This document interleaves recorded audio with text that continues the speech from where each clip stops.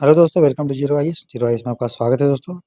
कल 14 दिसंबर था और कल हमने आपको एमसीक्यू दिया था इन्वायरमेंट का 21 एमसीक्यू, और मैंने आपको बोला था उसको सॉल्व करने के लिए। ठीक है, आज हम उन क्वेश्चंस को डिस्कस करेंगे, 21 क्वेश्चन को।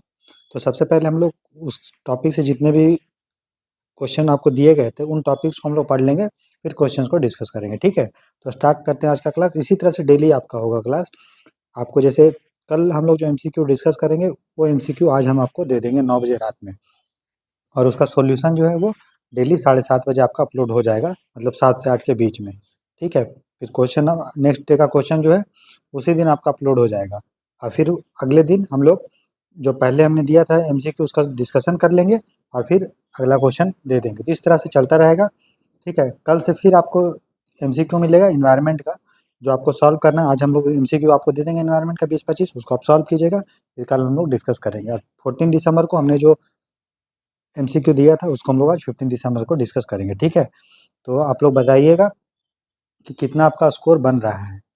ठीक है, तो हमने सॉल्यूशन आपके लिए डिटेल में तैयार कर लिया है, लेकिन सॉल्यूशन को डिस्कस करने से पहले आगे हम जो टॉपिक से क्वेश्चन दिए गए थे उसको हम अच्छे से पढ़ते हैं। ठीक है, उसके बाद सॉल्यूशन को हम देखेंगे। ठीक है, तो टॉपिक बाय टॉपिक जो है हम सारे सब्जेक्ट्स को हम लोग कंप्लीट करेंगे। तो अभी फिलहाल हम लोग इन्वायरमेंट को देख रहे हैं, तो स्टार्ट करते हैं। ये हमारा एमसीक्यू का ये फर्स्ट क्लास है। तो सबसे पहले देखते हैं इन्वायरमेंट क्या होता है दोस्तों, जिसको हिंदी में पर्यावरण बोलते हैं। तो इन्वायरमेंट मतलब आप हम लोग सब अब और लिविंग ऑर्गेनिजम्स हैं। तो आपके अगल बगल जो भी चीज़ है, कोई कुत्ता हो सकता है, कोई आदमी हो सकता है, ठीक है, कोई जानवर हो सकता है, बटर ये सब जो तितली वितली हो सकता है, बैक्टीरिया हो सकता है, ये लिविंग चीज़ हो गया। नॉन लिविंग मतलब मेज है, कुर्सी है, पेन है, पेंसिल है, ठीक है, टेबल लैंप है, बिस्किट होगा, मिक्सचर होगा, ये सब क्या हो गया, नॉन लिविंग चीज़। तो आपके अगल बगल जो भी चीज़ है, चाहे वो लिविंग है या नॉन लिविंग है, उसको हम लोग क्या बोलते हैं कि वो आपका इन्वायरमेंट है। ठीक है, तो इन्वायरमेंट एक नेचुरल कंपोनेंट होता है, मतलब प्राकृतिक घटक होता है, जिसमें जैविक घटक, जैविक मतलब जिसमें लिविंग चीज भी रहता है, पेड़ पौधा, नदी नाला, और पेड़ पौधा भी रहेगा। या फिर एबायोटिक फैक्टर मैंने बता दिया आपको, जिसमें टेम्परेचर होगा, ठीक है, सैलिनिटी हो सकता है, और भी बाकी जो नॉन लिविंग चीज़ है वो होते हैं। तो इन्वायरमेंट जो है, चूंकि हम लोग इसमें इन्वायरमेंट इकोलॉजी के हिसाब से पढ़ रहे हैं, तो ऐसा नेचुरल कंपोनेंट प्राकृतिक घटक है, यहाँ पे बायोटिक और एबायोटिक कंपोनेंट होता है, उसको हम लोग इन्वायरमेंट बोलते हैं। बायोटिक कंपोनेंट मतलब जिसमें जान होता है, ठीक है, जो सड़ गल सकता है, जिसमें लिविंग ऑर्गेनिजम्स हो सकता है, dead and decaying matter, fossils, ये सब जो है बायोटिक कंपोनेंट होते हैं। बायोटिक कंपोनेंट मतलब जो लिविंग चीज से बना हुआ है या खुद में ही वो लिविंग है। ठीक है, और दूसरा हो गया कंपोनेंट क्या, एबायोटिक कंपोनेंट, जिसमें जान मतलब जो बना हुआ है लेकिन नॉन लिविंग चीज से बना हुआ है, जिसमें जान नहीं है, या फिर जो जान पहले था भी लेकिन वो फोसिल बन गया, तो उसको हम लोग बायोटिक में रखेंगे। समझ में आ रहा है? तो बायोटिक का मतलब इसमें जान होना सिर्फ नहीं, बायोटिक मतलब जो जीव जंतु से बना हुआ था या जीव जंतु ही स्वयं है, चाहे वो लिविंग ऑर्गेनिजम्स है या डेड या डिकेइंग मैटर या फोसिल है, जीवाश्म है, तो वो सब हो जाएगा जैविक घटक, बायोटिक कंपोनेंट। अजैविक घटक के बारे में बात करेंगे तो जो बायोटिक चीज नहीं है, जो नॉन लिविंग चीज है या नॉन लिविंग चीज से जो बना हुआ है, जैसे क्लाइमेट है, वाटर है, एयर है, मिनरल्स है, सॉइल है, सनलाइट है, ठीक है, जलवायु, जल वायु, खनिज, मिट्टी, सूर्य प्रकाश, ये सबको एबायोटिक कंपोनेंट हम लोग बोलते हैं। आगे डिटेल में हम लोग भी देखेंगे बायोटिक और एबायोटिक कंपोनेंट को डिटेल में। ठीक है, अभी आप समझिए। तो ये जो बायोटिक कंपोनेंट होता है, जिसमें ये सारे चीज आते हैं, और जो एबायोटिक कंपोनेंट होता है उसके बीच में दोस्तों इंटरेक्शन होता है। क्या होता है उसके बीच में? पारस्परिक क्रिया। जैसे हम लोग सांस ले रहे हैं, तो एयर ले रहे हैं, ऑक्सीजन, ये सब, ये क्या है? Abiotic component. हम लोग प्लांट से फल फ्रूट ले रहे हैं, तो वो क्या हो गया? Biotic component. तो हर ऑर्गेनिज्म जो भी इन्वायरमेंट में है, ठीक है, पर्यावरण में है, वो अपने बायोटिक और एबायोटिक कंपोनेंट से इंटरेक्शन करता है। ठीक है, उसी इंटरेक्शन को दोस्तों हम लोग बोल देते हैं इकोलॉजी। ठीक है, तो इन्वायरमेंट क्या है? बेसिकली इंटरेक्शन है बायोटिक और एबायोटिक कंपोनेंट का बीच में। ठीक है, और उसी इंटरेक्शन को जब हम पढ़ते हैं तो उसको बोल देते हैं इकोलॉजी, पारिस्थितिकी। ठीक है, तो पर्यावरण समझ में आया? पर्यावरण मतलब बायोटिक और एबायोटिक कंपोनेंट जब बनता है तो उसको हम लोग बोलते हैं पर्यावरण, और उसी को जब हम स्टडी करते हैं कि कैसे कैसे वो इंटरेक्शन कर रहा है, तो वो कहलाता है इकोलॉजी, पारिस्थितिकी। ठीक है, उसके बाद देखिए ऑर्गेनिक कंपाउंड किसको बोलते हैं? ऑर्गेनिक कंपाउंड उसको बोलेंगे जिसमें कार्बन और हाइड्रोजन होगा, तो उसको हम लोग ऑर्गेनिक कंपाउंड बोलेंगे। जैसे मान लीजिए मीथेन है, तो मीथेन में CH4 है, कार्बन हाइड्रोजन। तो जिसमें भी कार्बन और हाइड्रोजन का बॉन्ड होगा, मतलब मॉलिक्यूल्स होगा कार्बन हाइड्रोजन, उसको हम लोग बोलेंगे ऑर्गेनिक कंपाउंड। ठीक है, जिसमें कार्बन हाइड्रोजन का बॉन्ड नहीं होगा उसको क्या बोलेंगे, इनऑर्गेनिक, अकार्बनिक यौगिक। जैसे मान लीजिए मैं बोला हाइड्रोक्लोरिक एसिड HCl, इसमें हाइड्रोजन तो है लेकिन इसका बॉन्ड क्लोरीन के साथ है, कार्बन के साथ नहीं। तो जिसमें अगर बॉन्ड हाइड्रोजन का और कार्बन के बीच में है, बाकी और भी मान लीजिए होता है कुछ कुछ होता है CCl3 ये रहता है, मान लीजिए हाइड्रोजन और कार्बन का तो बॉन्ड है, तो इसको हम लोग बोल देंगे ऑर्गेनिक।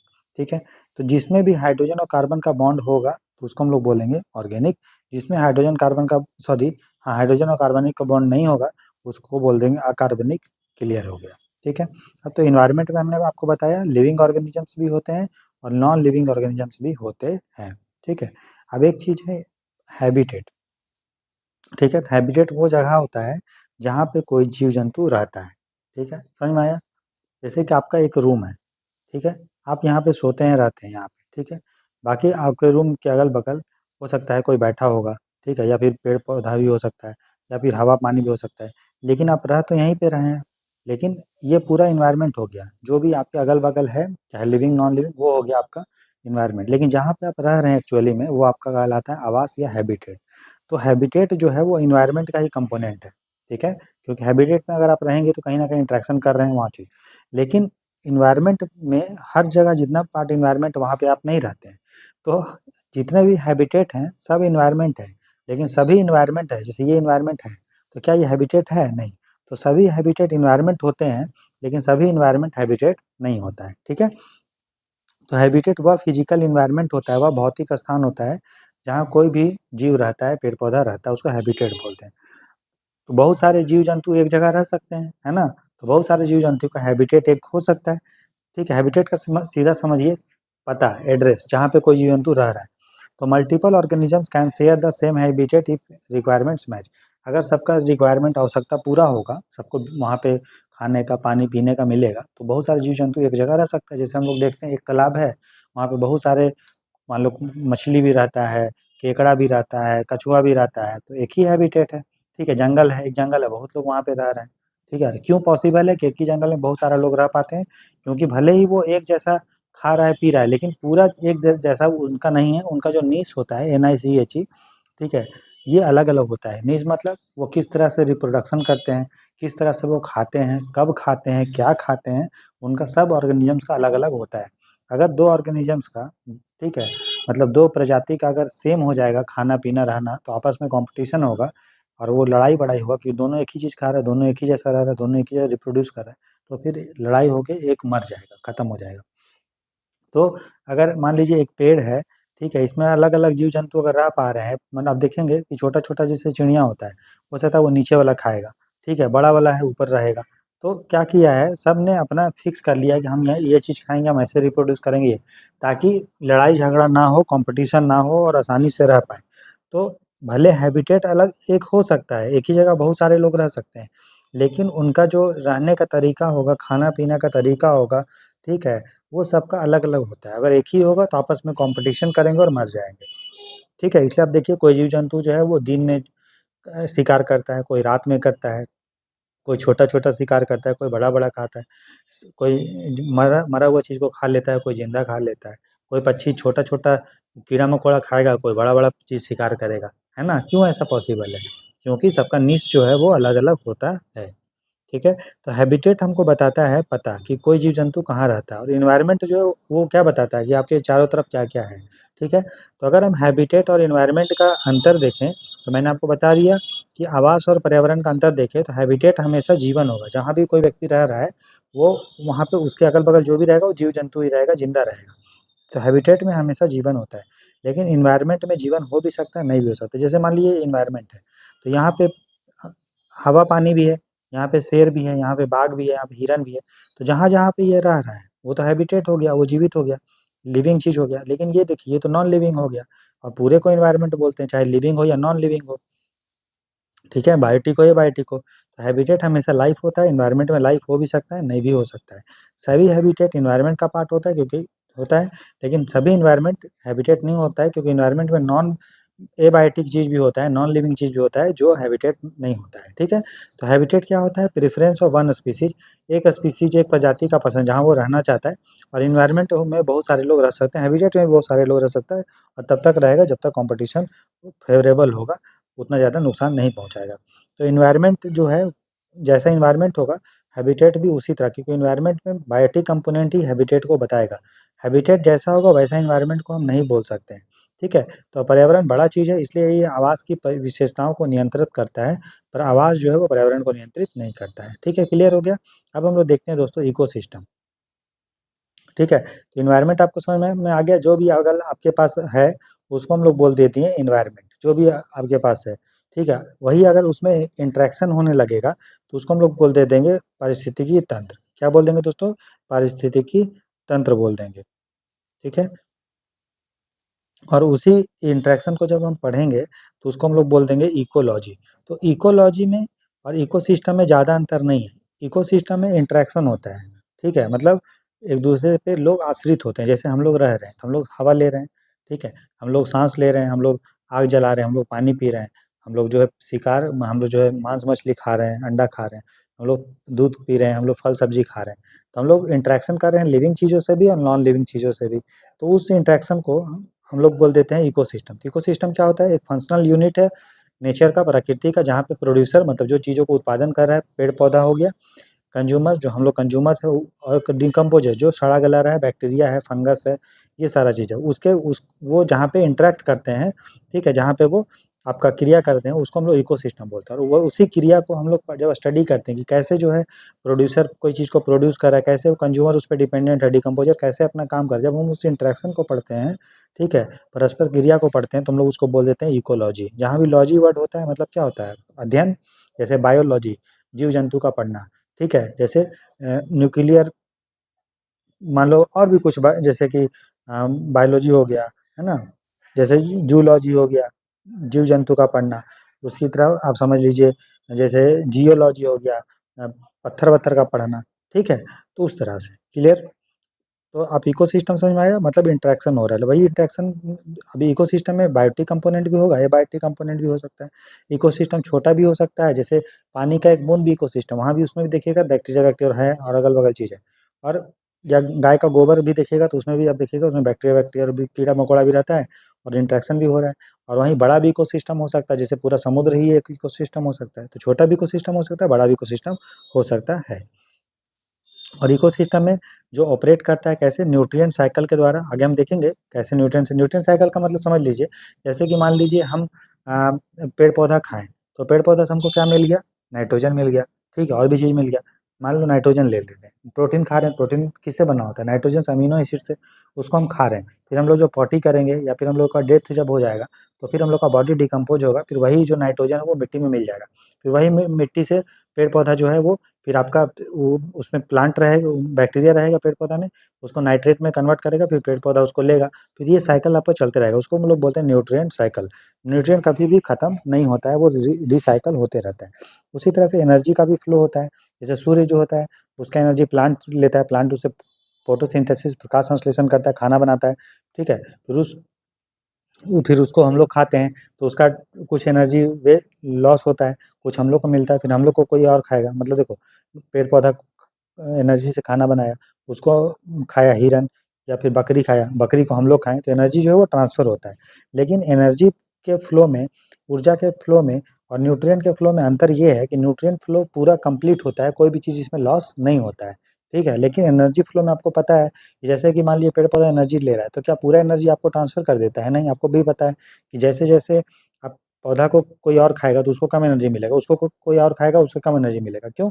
क्योंकि जो जीव-जंतु एनर्जी ले रहा है, ठीक है, वो उसको भी तो अपना एनर्जी का नीड है, साँस लेने में उसका एनर्जी कुछ लॉस हुआ, ठीक है, प्लस उसका अपना बॉडी का भी जो नीड है उसको वो पूरा करेगा, तब बाकी की एनर्जी वो ट्रांसफ़र करेगा।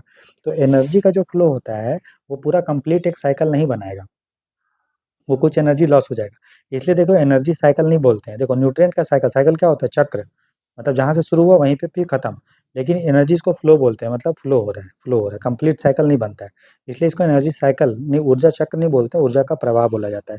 तो इकोसिस्टम में जो लिविंग ऑर्गेनिजम्स आपस में जो डिपेंडेंट हैं, ठीक है, वो न्यूट्रिएंट साइकिल उसमें होता है और एनर्जी का फ्लो भी उसमें दोस्तों होता है।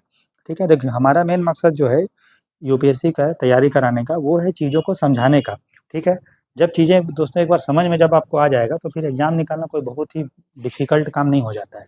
ठीक है, तो आपको कंसेप्चुअल क्लैरिटी देना, ताकि जो भी चीज़ें आपकी कमी रह गई है, और जिन बच्चों का एग्जाम नहीं निकल रहा है, पिछले 2-3 साल से तैयारी कर रहे हैं, फिर भी प्रीलिम्स नहीं निकल रहा है, तो उनको मेन टारगेट करते हुए जीरो आईएएस चैनल आपके लिए ये स्टार्ट किया है।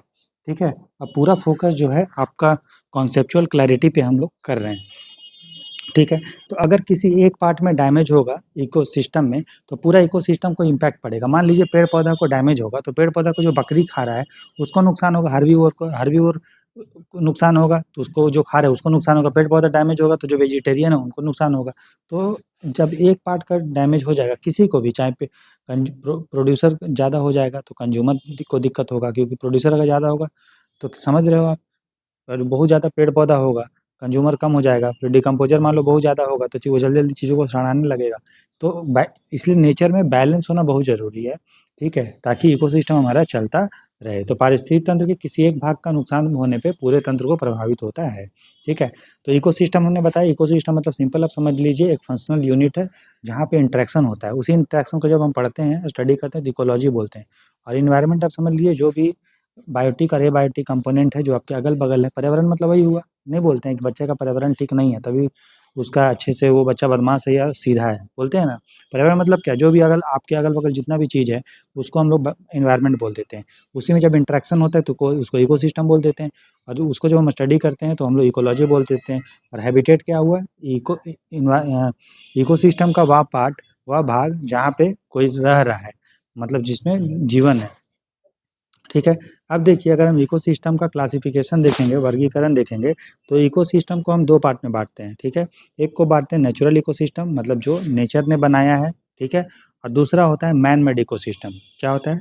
पहला होता है नेचुरल इकोसिस्टम, जिसमें जान होता है, प्रकृति ने मतलब जान नहीं, जिसे प्रकृति ने बनाया है, नेचर ने बनाया है। और दूसरा होता है मैन मेड इकोसिस्टम। क्या होता है? मैन मेड इकोसिस्टम, जो मानव बनाया है, ठीक है? सिंपल है। तो प्रकृति ने बनाया है तो उसको हम लोग 2 पार्ट में बाँट सकते हैं। एक को बोलते हैं टेरेस्ट्रियल, जो जलीय इकोसिस्टम होता है। इकोसिस्टम में समझ रहे हैं इंटरेक्शन, तो कुछ जीव जंतु जो होंगे वो जल में रहेंगे, पेड़ पौधा, और कुछ हम लोग टेरेस्ट्रियल जो स्थल पे होंगे। तो अगर हम टेरेस्ट्रियल इकोसिस्टम में देखेंगे तो ज़मीन को देखेंगे, और जब जलीय को देखेंगे तो पानी को देखेंगे, ठीक है? तो अगर हम टेरेस्ट्रियल इकोसिस्टम के बारे में बात करेंगे, स्थलीय पारिस्थितिकी तंत्र का, तो एक होता है फॉरेस्ट इकोसिस्टम। फॉरेस्ट समझ रहे हो? वन में भी जीव जंतु आपस में इंटरेक्शन कर रहा है ना? अपने बायोटिक और एबायोटिक कंपोनेंट से। ग्रासलैंड इकोसिस्टम, घास इकोसिस्टम है, जैसे आपका सवाना ग्रासलैंड है, जितने भी ग्रासलैंड, अब छोटा-मोटा जो घास का मैदान है, वो सब ग्रासलैंड इकोसिस्टम है। वो भी देखिए टेरेस्ट्रियल स्थल है। डेजर्ट इकोसिस्टम, मरुस्थल में भी जीव-जंतु ये सब आपस में इंटरेक्शन करते हैं। तो ये हो गया टेरेस्ट्रियल इकोसिस्टम, ठीक है? दूसरा होता है एक्वाटिक इकोसिस्टम, जो जल में होता है, जैसे फ्रेश वाटर, और इसमें भी होता है जो पानी होता है, वो नमक उसमें कितना है, अगर नमक उसमें 5 पीपीटी से कम है, पीपीटी मतलब पार्ट्स पर थाउज़ेंड, ठीक है? यूनिट होता है लवणता को नापने का, सैलिनिटी को नापने का, ठीक है? इसमें होगा भी लिखा हुआ। हुँ, चलिए, नहीं लिखा कोई बात नहीं, हम इसमें बता दे रहे हैं आपको।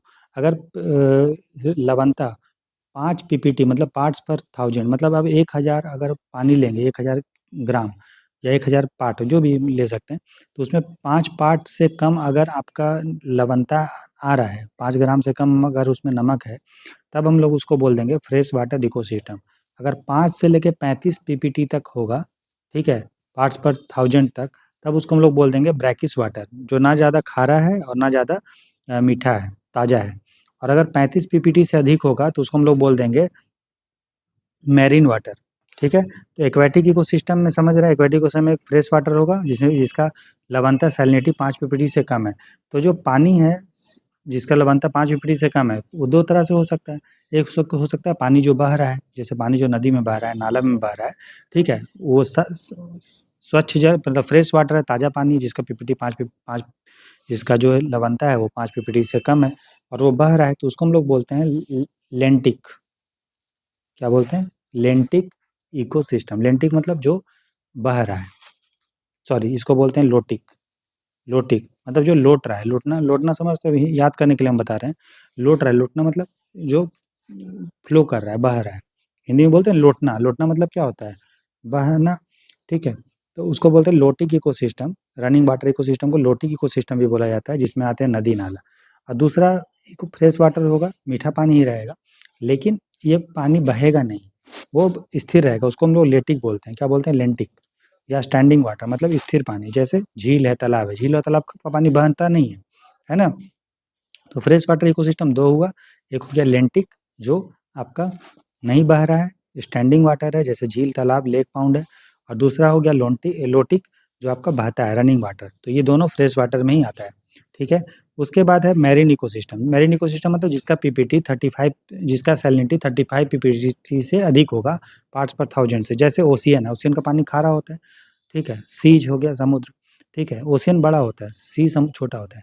जैसे पैसिफिक ओशियन बहुत बड़ा है, मेडिटेरेनियन सी छोटा है, ठीक है। ब्लैक सी छोटा है, कैस्पियन सी छोटा है, ठीक है। कोरल रीफ, कोरल रीफ समझते हो, प्रवाल भित्ति, आगे डिटेल में हम लोग इन्वायरमेंट में इसको पढ़ेंगे। प्रवाल भित्ति जो होता है वो एक तरह का सिम्बायोटिक एसोसिएशन होता है। एक वहाँ पे कोरल होता है, कोरल पोलिप्स, और दूसरा एक अलगी होता है। अलगी जो है कोरल पोलिप्स को खाना दे देता है, और कोरल पोलिप्स उसको रहने के लिए जगह दे देता है। तो दोनों आपस में डिपेंडेंट है, इसलिए इसको म्यूचुअल रिलेशन, आपसी संबंध बोलते हैं, सिम्बायोसिस इसको भी बोला जाता है, ठीक है। तो ये जो कोरल रीफ होता है वो भी समुद्र में मिलता है, और ये भी एक इकोसिस्टम, समुद्र के अंदर ही है ये, ठीक है।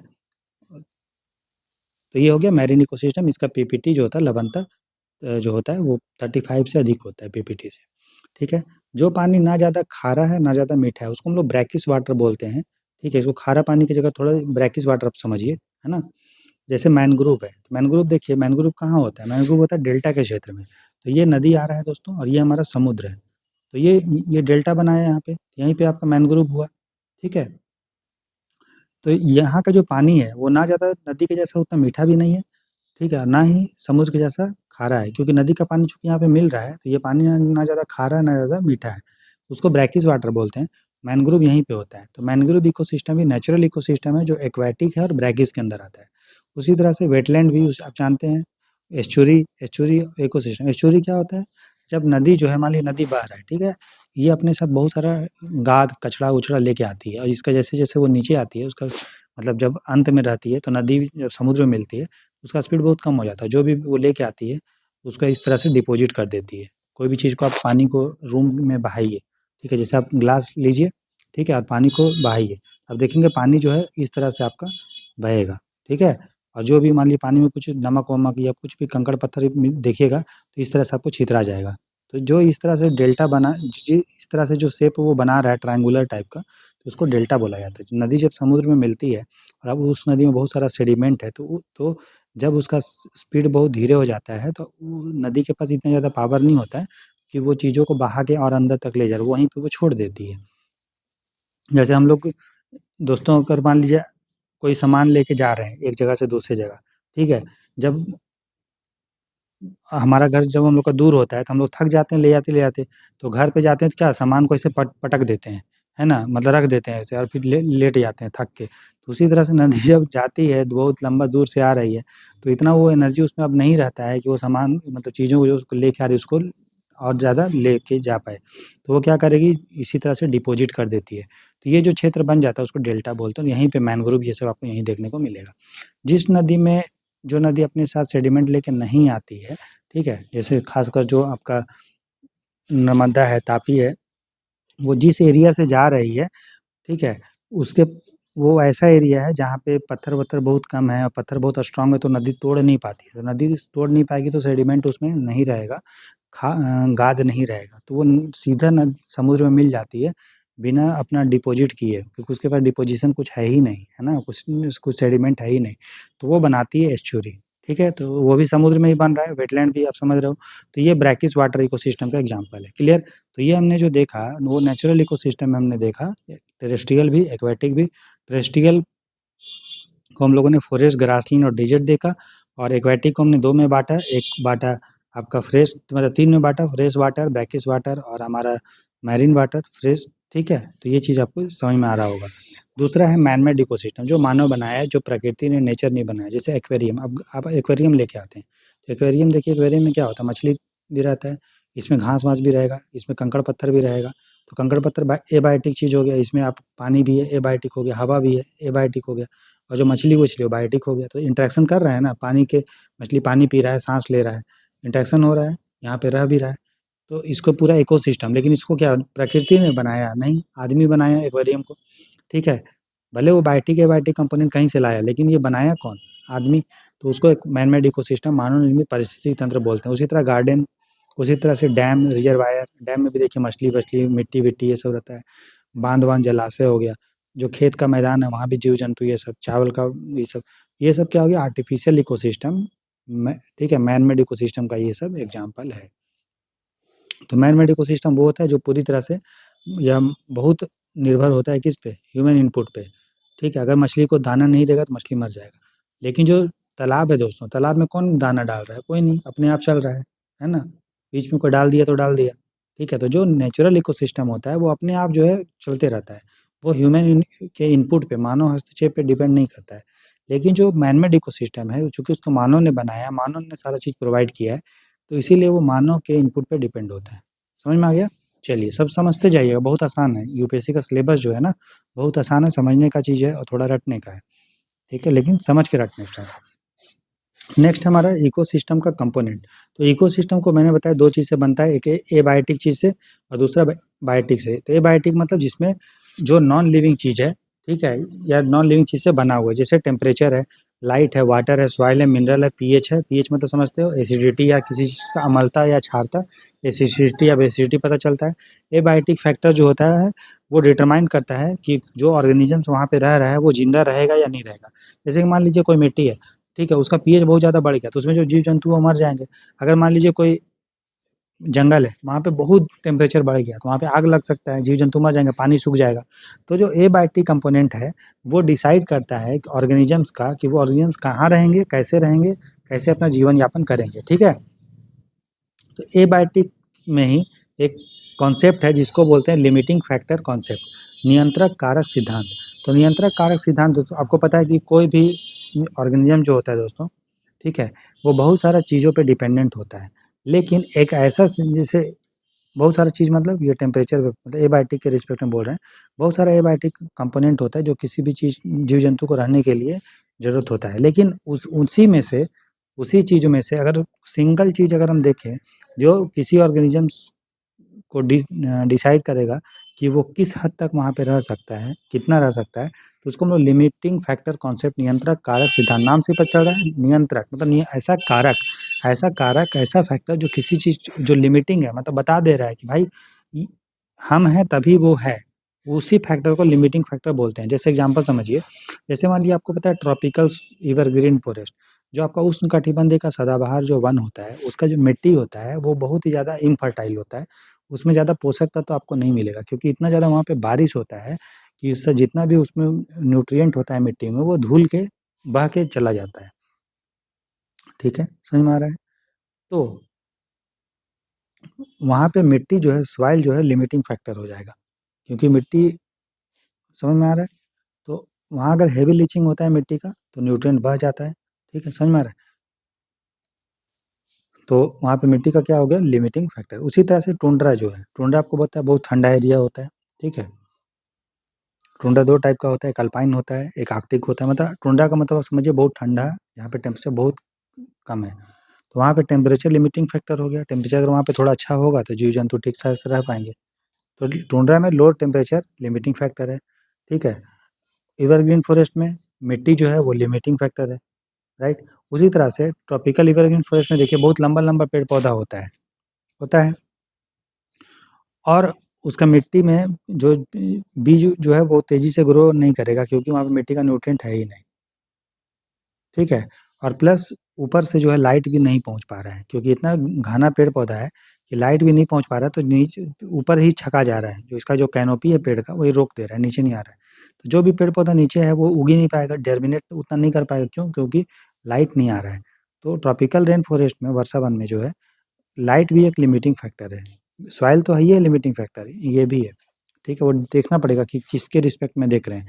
अगर हम छोटे-छोटे पौधा के रिस्पेक्ट में देख रहे हैं जो ज़मीन पे है, तो उसके लिए लाइट लिमिटिंग फैक्टर हो गया और बाकी के लिए मिट्टी लिमिटिंग फैक्टर हो गया। तो लिमिटिंग फैक्टर वही होता है, समझ में आ रहा है? अब हम देखते हैं दोस्तों कि जो वेजिटेशन होता है, जो वनस्पति पाया जाता है, वो किस तरह से उसका जो है क्षेत्रीकरण है, ज़ोनेशन है। जैसे पेड़-पौधा को देखते हैं, तो ये हमारा मान लीजिए पृथ्वी है, ये हमारा उसका क्या हो गया, भूमध्य रेखा इक्वेटर हो गया, ये हो गया कर्क रेखा, ये हो गया मकर रेखा, ये आर्कटिक सर्कल, ये अंटार्कटिक सर्कल, ये हो गया पोल। तो जैसे-जैसे हम इक्वेटर से पोल की तरफ जाएँगे तो जो पानी बारिश-वारिश है वो कम-वम हो जाता है। तो जैसे ही आप तो इसको हम लोग बोलते हैं लैटिट्यूडनल ज़ोनेशन। जैसे-जैसे लैटिट्यूड से आगे बढ़िएगा तो पेड़-पौधा अलग-अलग निकलेगा। जैसे कि यहाँ ट्रॉपिकल एरिया है इसको बोलते हैं, जो ट्रॉपिक ऑफ कैंसर कर्क रेखा और मकर रेखा के बीच में होता है उसको ट्रॉपिकल एरिया बोलते हैं। वहाँ पे आपको जो है ट्रॉपिकल रेन फॉरेस्ट मिलेगा, खासकर आपका इक्वेटर के 5 डिग्री नॉर्थ और साउथ में।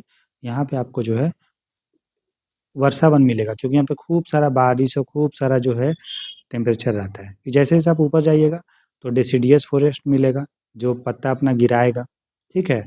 फिर और आगे जाइएगा, ठीक है? तो टेम्परेट फॉरेस्ट मिलेगा, वहाँ पे आपको डेजर्ट-वेजर्ट मिलेगा। और ऊपर जाइएगा तो टुंड्रा मिलेगा और ऊपर जाइएगा तो आइस कैप्स मिलेगा, ठीक है? तो जैसे-जैसे आप लैटिट्यूड पे जा रहे हैं, ठीक है? तो वैसे-वैसे फॉरेस्ट चेंज होता है। जैसे उष्णकटिबंधीय वर्षा वन मिलेगा, फिर आगे जाइएगा तो एवरग्रीन फॉरेस्ट, ट्रॉपिकल ग्रासलैंड, फिर डेजर्ट, फिर टेम्परेट ग्रासलैंड, डेसिडियस। अभी आपको उतना समझने का ज़रूरत इसको नहीं है, क्योंकि ये ज्योग्राफी में जब हम लोग पढ़ेंगे और एनवायरनमेंट में भी आगे वेजिटेशन वाला टॉपिक, तो वो समझ में आपको आएगा। अभी तो हम बस उसको ऐसे ही रेफ़रेंस के रूप में देख रहे हैं। और आगे जाइएगा मिक्स्ड फॉरेस्ट, आगे मतलब और आगे लैटिट्यूड में जाइएगा फिर टुंड्रा और फाइनली आपको मिलेगा जो है पोल में आपको लाइकेन वाइकेन मिलेगा, पेड़-पौधा पोल में नहीं मिलता है, लाइकेन वाइकेन मिलता है, ठीक है? तो ये हो गया लैटिट्यूड में वेरिएशन। ये हो गया हम लोग जब हॉरिज़ॉन्टल, क्योंकि आप हॉरिज़ॉन्टल जा रहे हैं। फिर अगर वर्टिकल देखें, वर्टिकल मतलब नीचे से ऊपर की ओर देखें, तो सबसे नीचे आपको ट्रॉपिकल रेन फॉरेस्ट में से पहाड़ है। तो पहाड़ में देखिए, जैसे आप ये प्लेन में देखिए, तो प्लेन में आप देखिएगा तो घास-वास मिलेगा, है ना? पीपल-वीपल ये सब मिलेगा, नीम-वीम, तो वो ट्रॉपिकल रेन फॉरेस्ट टाइप समझिए। फिर और ऊपर जाइएगा, बारिश कम होगा तो डेसिडियस फॉरेस्ट, और ऊपर जाइएगा तो शंकुनुमा पेड़ मिलेगा, शंकुनुमा मतलब कॉनिफेरस फॉरेस्ट, नीड लीफ जिसका पत्ता होगा मतलब क्या बोलते हैं सुईदार, ताकि बर्फ़ गिरेगा तो ये हो जाएगा, जैसे पहाड़ में जो मिलता है। और ऊपर जाइएगा ठंडा में तो टुंड्रा मिलेगा, और ऊपर जाइएगा तो आइस एंड स्नो। तो ये हो गया वर्टिकल। जैसे-जैसे ये हाइट के अनुसार है कि जैसे-जैसे आप हाइट पे जाइएगा, टेम्परेचर कम होगा, तो पेड़-पौधा जो होगा वो छोटा होने लगता है। जहाँ पे टेम्परेचर ठीक होगा, रेनफॉल अच्छा से होगा, तो पेड़-पौधा बड़ा-बड़ा रहेगा, पत्ता उसका बड़ा-बड़ा रहता है, ठीक है ना? हरा-भरा ज़्यादा रहेगा। और जैसे-जैसे ऊपर जाइएगा हाइट में, तो उतना पेड़-पौधा आपको कम हो जाएगा। तो वो हो गया वर्टिकल ज़ोनेशन, जो अल्टीट्यूड के अनुसार होता है हाइट के बढ़ने पे। तो वनस्पति का हमने देखा, एक तो वर्टिकल ज़ोनेशन देखा हाइट के अनुसार और एक लैटीट्यूड के अनुसार देखा कि जब हम इक्वेटर से पोल की तरफ जाते हैं तो कैसे चेंज होता है। ठीक है? तो इकोसिस्टम हमने बता दिया आपको, एनवायरनमेंट देख लिए हम लोग, हैबिटेट, इकोलॉजी हम लोग देख लिए। अगर बायोस्फीयर का भी बात करेंगे, तो बायोस्फीयर मतलब दोस्तों जहाँ-जहाँ जीवन है, पूरा इकोसिस्टम का एक छोटा-सा कंपोनेंट हो गया हैबिटेट। लेकिन इकोसिस्टम बहुत सारा होता है, पूरे पृथ्वी पे बहुत सारा इकोसिस्टम है, ठीक है? तो पूरे इकोसिस्टम को जब हम कंबाइन कर देंगे जहाँ-जहाँ जीवन होगा, तो उसको हम लोग बोल देंगे बायोस्फीयर, नाम ही है इसका जीवमंडल। तो ऐसा जगह जहाँ पे जो जीवित है और पूरे अर्थ का बात कर रहे हैं, तो उसको बायोस्फीयर बोल देते हैं, ठीक है? तो फिर यहाँ पे एक कॉन्सेप्ट है वही जो हमने पहले बताया कि क्यों जो है tropical rain forest does not regenerate quickly. जो उष्णकटिबंध वर्षावन तेजी से पुनः स्थापित क्यों नहीं होता? मतलब एक बार अगर स्थापित था, पुनः स्थापित का मतलब क्या हुआ? शब्दों को तोड़ के पढ़ेंगे बहुत आसान से समझ में आ जाएगा, ठीक है? जैसे ट्रॉपिकल रेन फॉरेस्ट, रेन मतलब क्या हो गया? वर्षा, फॉरेस्ट मतलब जंगल। तो ऐसा जंगल जो वर्षा पे बहुत ज़्यादा डिपेंडेंट है। और जहाँ पे खूब सारा बारिश हो रहा है, जो बारिश जहाँ होगा मत हरा-भरा रहेगा, पत्ता हमेशा एक साथ नहीं टूटेगा, तो और पेड़ सूखेगा भी नहीं। और ट्रॉपिकल एरिया में है, मतलब 23 डिग्री नॉर्थ और साउथ में, खासकर हम बात करें जो हमारा इक्वेटर के आस-पास करें वहीं मिल रहा है। तो वो जो है ऐसा फॉरेस्ट जो ट्रॉपिकल रेन फॉरेस्ट में उष्णकटिबंधीय में मिलता है, ठीक है? वो तेज़ी से पुनः स्थापित क्यों नहीं होता है? मतलब रीजनरेट, मतलब एक बार तो जनरेट हो गया, लेकिन अगर वो नष्ट हो जाता है तो रीजनरेट क्यों नहीं होता है? इसलिए नहीं होता दोस्तों, क्योंकि जो उसमें मिट्टी जो है उतना ज़्यादा वो फर्टाइल नहीं है। एक बार न्यूट्रिएंट बह के चला जाता है तो फिर आप पत्ता फिर वहाँ पे बीज को उगना बीज क्योंकि देखो बड़ा पेड़ जो है, ये एक बार ग्रो हो गया, इसको कम न्यूट्रिएंट भी मिलेगा तो ये ग्रो होते रहेगा, कोई दिक्कत नहीं, क्योंकि इसका जड़ जो है एकदम लंबा है पूरा ही। लेकिन कोई छोटा अगर पौधा यहाँ पे अगर ग्रो होना है, इसका बीज को तो सपोर्ट चाहिए ना, और बीज का सपोर्ट कहाँ से मिलेगा? मिट्टी को। अब मिट्टी तो भाई यहाँ पे इतना बारिश हो रहा है कि मिट्टी बह के निकल जा रहा है, और प्लस मिट्टी में उतना न्यूट्रिएंट भी नहीं है। तो एक बार अगर पेड़ ये कबड़ गया, निकल गया, फिर अगर नया जगह पेड़ अगर लग रहा है तो उसको बहुत ज़्यादा टाइम लगेगा तुरंत। क्यों? क्योंकि जो टॉप सॉइल है, जो ऊपरी मिट्टी है, उसमें पोषक तत्व तो उतना नहीं है, बारिश जो है उसको धो दिया जाता है, इसलिए रीजनरेशन पॉसिबल नहीं है। समझ में आया? तो ट्रॉपिकल रेन फॉरेस्ट में पेड़ पौधा बहुत ज़्यादा आपको दिखेगा, बड़ा बड़ा, लेकिन ज़मीन जो है वो साफ दिखेगा, क्योंकि उसमें आपको ज़्यादा घास वास उतना नहीं दिखेगा। क्यों? क्योंकि जो है मिट्टी में कमी है, किस चीज़ का? उसमें न्यूट्रिएंट नहीं है, और प्लस लाइट भी ऊपर से कम नहीं आ रहा है ज़्यादा। क्यों? क्योंकि ऊपर का जो पेड़ है वो उसको लाइट को रोक दे रहा है। इसलिए ट्रॉपिकल रेन फॉरेस्ट में जो ग्राउंड होता है, ठीक है, जिसको हम लोग बोलते हैं मतलब बेयर ग्राउंड जो हो गया, वो ग्राउंड बेयर होता है, खाली होता है। ठीक है, बस हाँ, उसमें पत्ता उत्ता पर टूट फूट के गिरा हुआ दिखेगा, लेकिन उसमें पेड़ को घास फूस छोटा मोटा पेड़ पौधा नहीं दिखेगा। ठीक है, समझ में आ गया? तो ये चीज़ है। इकोसिस्टम का कंपोनेंट हमने देख लिया, ए बाय टी कंपोनेंट में फिजिकल फैक्टर में, जैसे वहाँ पर डिटेल में लिखा हुआ है। ये टेम्परेचर है, टेम्परेचर को हिंदी में तापमान बोलते हैं। तो कोई ऑर्गेनिजम्स का मेटाबॉलिक रेट कैसा होगा, कहाँ-कहाँ कोई ऑर्गेनिजम्स होगा, वो डिसाइड होता है। टेम्परेचर सबसे इम्पोर्टेंट दोस्तों फैक्टर है, ठीक है, जो कहीं पे ऑर्गेनिजम्स का डिस्ट्रीब्यूशन को बताता है। टेम्परेचर से ही रेनफॉल होता है। आपको पता है कि अगर अगर कहीं पे मान लो टेम्परेचर अधिक है, वहाँ पे वाटर अगर है, तो उसको वो पानी भाप बना के उड़ाएगा, बादल बनेगा, कंडेंसेशन होगा, फिर रेनफॉल होगा। तो और प्लस टेम्परेचर अगर नहीं होता है तो विंड का फ्लो होता है। विंड आपको पता है हाई प्रेशर एरिया से लो प्रेशर में जाता है। ठीक है, तो टेम्परेचर सबसे इम्पोर्टेंट फैक्टर है किसी भी एरिया के क्लाइमेट को डिसाइड करने का। ठीक है, समझ में आ गया? क्यों इम्पोर्टेंट है? क्योंकि टेम्परेचर जैसा होगा वैसे ही उस एरिया का रेनफॉल भी होता है, और वही उसी एरिया का विंड भी होता है। क्लाइमेट जो होता है दोस्तों, क्लाइमेट क्लाइमेट को हिंदी में बोलते हैं जलवायु। क्या बोलते हैं? जलवायु। जलवायु दो वर्ड से बना हुआ है, देखिए, जल वायु। ठीक है, तो जल मतलब क्या हो गया? रेनफॉल, ये सब अंडरग्राउंड वाटर, ये सब। और विंड, तो वायु मतलब विंड। तो विंड कब कब फ्लो करता है? कभी भी जब जब तक लो प्रेशर क्रिएट नहीं होगा, तब तक वो विंड हाई प्रेशर एरिया से उसको फिल नहीं करेगा। तो विंड को बहाने के लिए high pressure low pressure create होना चाहिए। उसको कौन क्रिएट करेगा? कोई एरिया में लो प्रेशर मतलब निम्न दाब का क्षेत्र कब होगा? इसको हमको लो प्रेशर बनना है, तो यहाँ पे जो हवा है उसको ऊपर उठना पड़ेगा। तो हवा को ऊपर कौन उठाएगा? जब यहाँ पे टेम्परेचर पड़ेगा, ये हवा गर्म होगा, कोई भी चीज़ जब गर्म होता है तो ऊपर उठता है। जैसे हम लोग चावल बनाते हैं, तो चावल बनाते हैं तो चावल, पानी गर्म होता है, पानी गर्म होता है, भाप बन के ऊपर उठता है, तो वो फिर खाली हो जाता है। तो वो एरिया खाली हो जाएगा, तो लो प्रेशर। तो और बगल में क्या है? हवा है, हाई प्रेशर में, तो उसको ये भर देगा, तो हवा भर लेगा ऐसा। भर गया ना हवा? उसी तरह से पानी अगर कहीं पे रिवर है, ठीक है, तो टेम्परेचर होगा तो ये भाप बन के उड़ेगा उड़ेगा, जैसे-जैसे ऊपर जाएगा ये, तो ठंडा हो जाएगा वो पानी, तो फिर बादल बनाएगा और फिर बारिश होगा। तो इसीलिए, और ये कि तो बादल किसके कारण बन रहा है? हम पानी के कारण। और पानी कहाँ से आया? बताइए? पानी आया आपका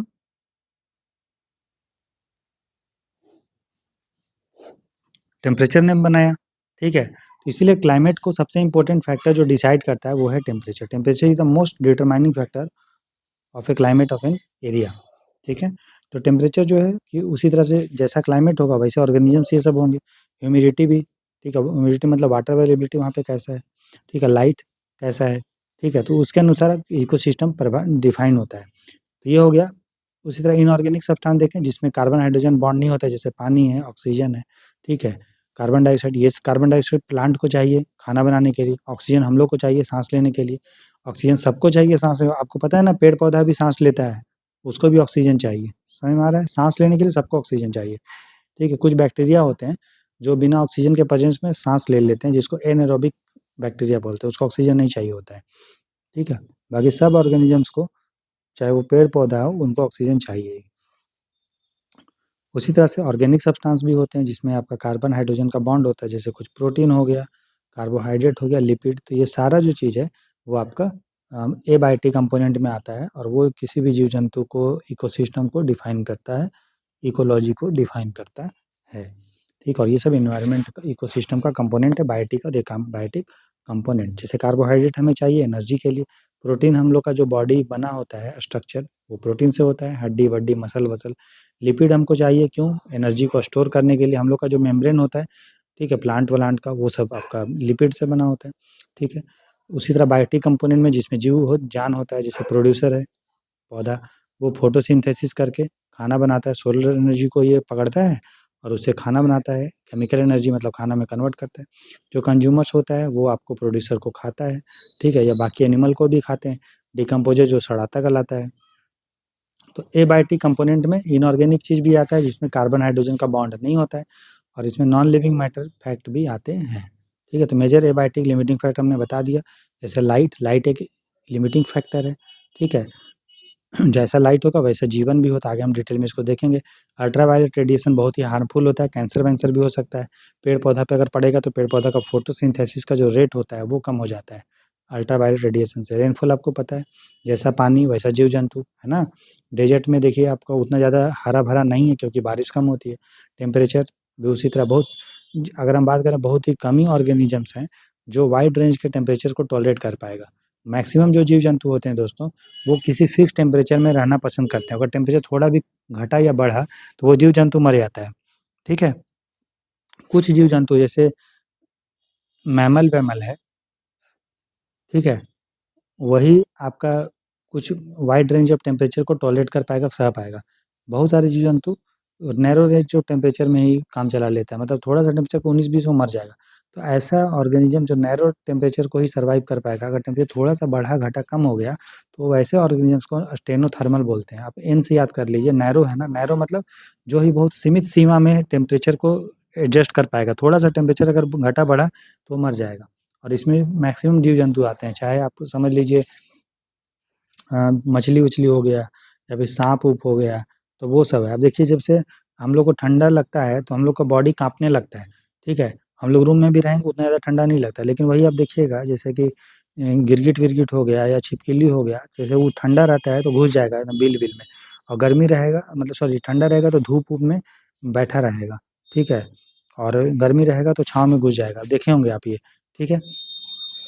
तो जो ऐसा ऑर्गेनिज़्म जो बहुत कम टेम्परेचर को टॉलरेट कर पाएगा, उसका बॉडी एडजस्ट नहीं कर पाता है, ठीक है? तो इसलिए वो बाहर एक इकोसिस्टम के हिसाब से अपना बॉडी को ढाल नहीं पाता है ना? आगे हम देखेंगे ये सब को क हम लोग कन्फॉर्मर, रेगुलेटर ये सब में पढ़ते हैं आगे, एनवायरनमेंट में ही वो देख लेंगे। बस यहाँ पे ये समझिए, ऐसा ऑर्गेनिज़म्स जो नैरो रेंज ऑफ टेम्परेचर को टॉलरेट कर पाएगा, थोड़ा-सा टेम्परेचर 19-20 हुआ तो मर जाएगा, जैसे जिसमें जीव-जंतु आते हैं। इसलिए हम लोग बात करते हैं कि अगर ओशियन का टेम्परेचर बढ़ेगा तो इतने सारे जीव-जंतु मर जाएँगे। अभी आपने सुना है कि आदमी मर जाएगा? नहीं, क्यों?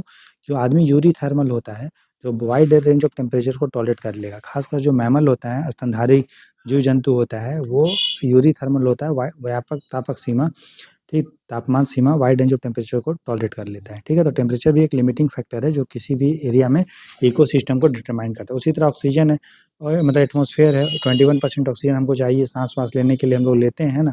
78% क्या करता है ऑक्सीजन, नाइट्रोजन होता है हमारे एटमॉस्फेयर में, वायुमंडल में 78% नाइट्रोजन है। आपको पता है नाइट्रोजन क्या करता है, कंबशन का प्रोसेस जो ज्वलन का प्रक्रिया है उसको कंट्रोल करता है। आपको पता है अगर नाइट्रोजन हमारा एटमॉस्फेयर में नहीं होगा तो आप एक माचिस का तिल्ली मारेंगे ना तो पूरा दुनिया जल के राख हो जाएगा, ठीक है? तो नाइट्रोजन क्या करता है, ज्वलनशीलता को कंट्रोल करता है ना? जो हमारा कंबशन होता है उसको कंट्रोल करता है। CO2 तो आपको पता है ये प्लांट इसको लेते हैं और खाना बनाते हैं, फोटोसिंथेसिस करते हैं। फिर ऑर्गेनिक कंपाउंड जिसमें कार्बन, हाइड्रोजन होता है, जैसे प्रोटीन, कार्बोहाइड्रेट, लिपिड, तो ये हमने एबायोटिक कंपोनेंट में देखा। इनऑर्गेनिक के बारे में हमने ऑलरेडी बात कर ली है, जिसमें कार्बन, हाइड्रोजन का बॉन्ड नहीं होता है, जैसे एग्जांपल है कार्बन, CO2, पानी है, H2O, सल्फर, नाइट्रेट, फॉस्फेट और आयन है, ठीक है? जो लिविंग ऑर्गेनिज़्म को जीवित रहने के लिए चाहिए। बाकी एबायोटिक कंपोनेंट में अल्टीट्यूड हमने देखा, ऊँचाई, जैसे-जैसे ऊँचाई आपका बढ़ेगा देखिए वेजिटेशन, प्लांट ये सब भी आपका चेंज होते रहता है, ठीक है? नेक्स्ट हमारा टॉपिक है इसी में एबायोटिक में ही, उसको बोलते हैं बफरिंग कैपेसिटी ऑफ अर्थ, अर्थ का बफरिंग कैपेसिटी। बफर मतलब क्या होता है दोस्तों? हमने आप समझिए जब आप तैयारी किए होंगे इंजीनियरिंग का, तो नहीं बोलते हैं बफर लेके चलो, बफर मतलब क्या हुआ? थोड़ा-मोड़ा 19-20 हुआ तो एडजस्ट कर लेगा, उसको बफर बोलते हैं, ठीक है? तो बफर मतलब कि थोड़ा-सा अगर मान लो 7 पीएच है, ये हमारा इसका, थोड़ा-सा बढ़ेगा तो ये 7 लाने की कोशिश करेगा, ज़्यादा डिस्टर्ब नहीं होगा, उसको बफर बोलते हैं। तो पृथ्वी का बफर क्षमता का मतलब है neutral pH of 7 is maintained in soil and water bodies due to the buffering capacity of the planet. हमारा पृथ्वी का एक बफरिंग कैपेसिटी है जो कोशिश करता है कि पीएच को 7 रखने के लिए। आपको पता है ये न्यूट्रल पीएच है, ठीक है? उसको बफरिंग कैपेसिटी बोलते हैं। अगर पीएच हमारा थोड़ा भी घटेगा बढ़ेगा तो जीवन जीने के लिए मुश्किल हो जाएगा, तो पृथ्वी उसको मेंटेन करके रखता है। ठीक है, तो उसी को हम लोग बोलते हैं बफरिंग कैपेसिटी ऑफ अर्थ या प्लेनेट। ठीक है, सैलिनिटी आपको पता है, सैलिनिटी मतलब कि कितना उसमें लवणता है, हम लोग पीपीटी में नापते हैं। 5 पीपीटी से कम है तो फ्रेश वाटर, 5 से 35 के बीच में है तो ब्रैकिस, और 35 से अधिक है तो आपका मैरीन वाटर। तो सब ऑर्गेनिज्म सबको पता है कि जिस तरह टेम्परेचर को टॉलरेट कर पाता है लिमिट में और कुछ कर पाता है वाइड रेंज में, उसी तरह से सैलिनिटी को भी, कुछ ज़्यादा सैलिनिटी को भी टॉलरेट कर लेगा, अगर सैलिनिटी बढ़ेगा घटेगा फिर भी वो रह लेगा, और कुछ नहीं कर पाएगा।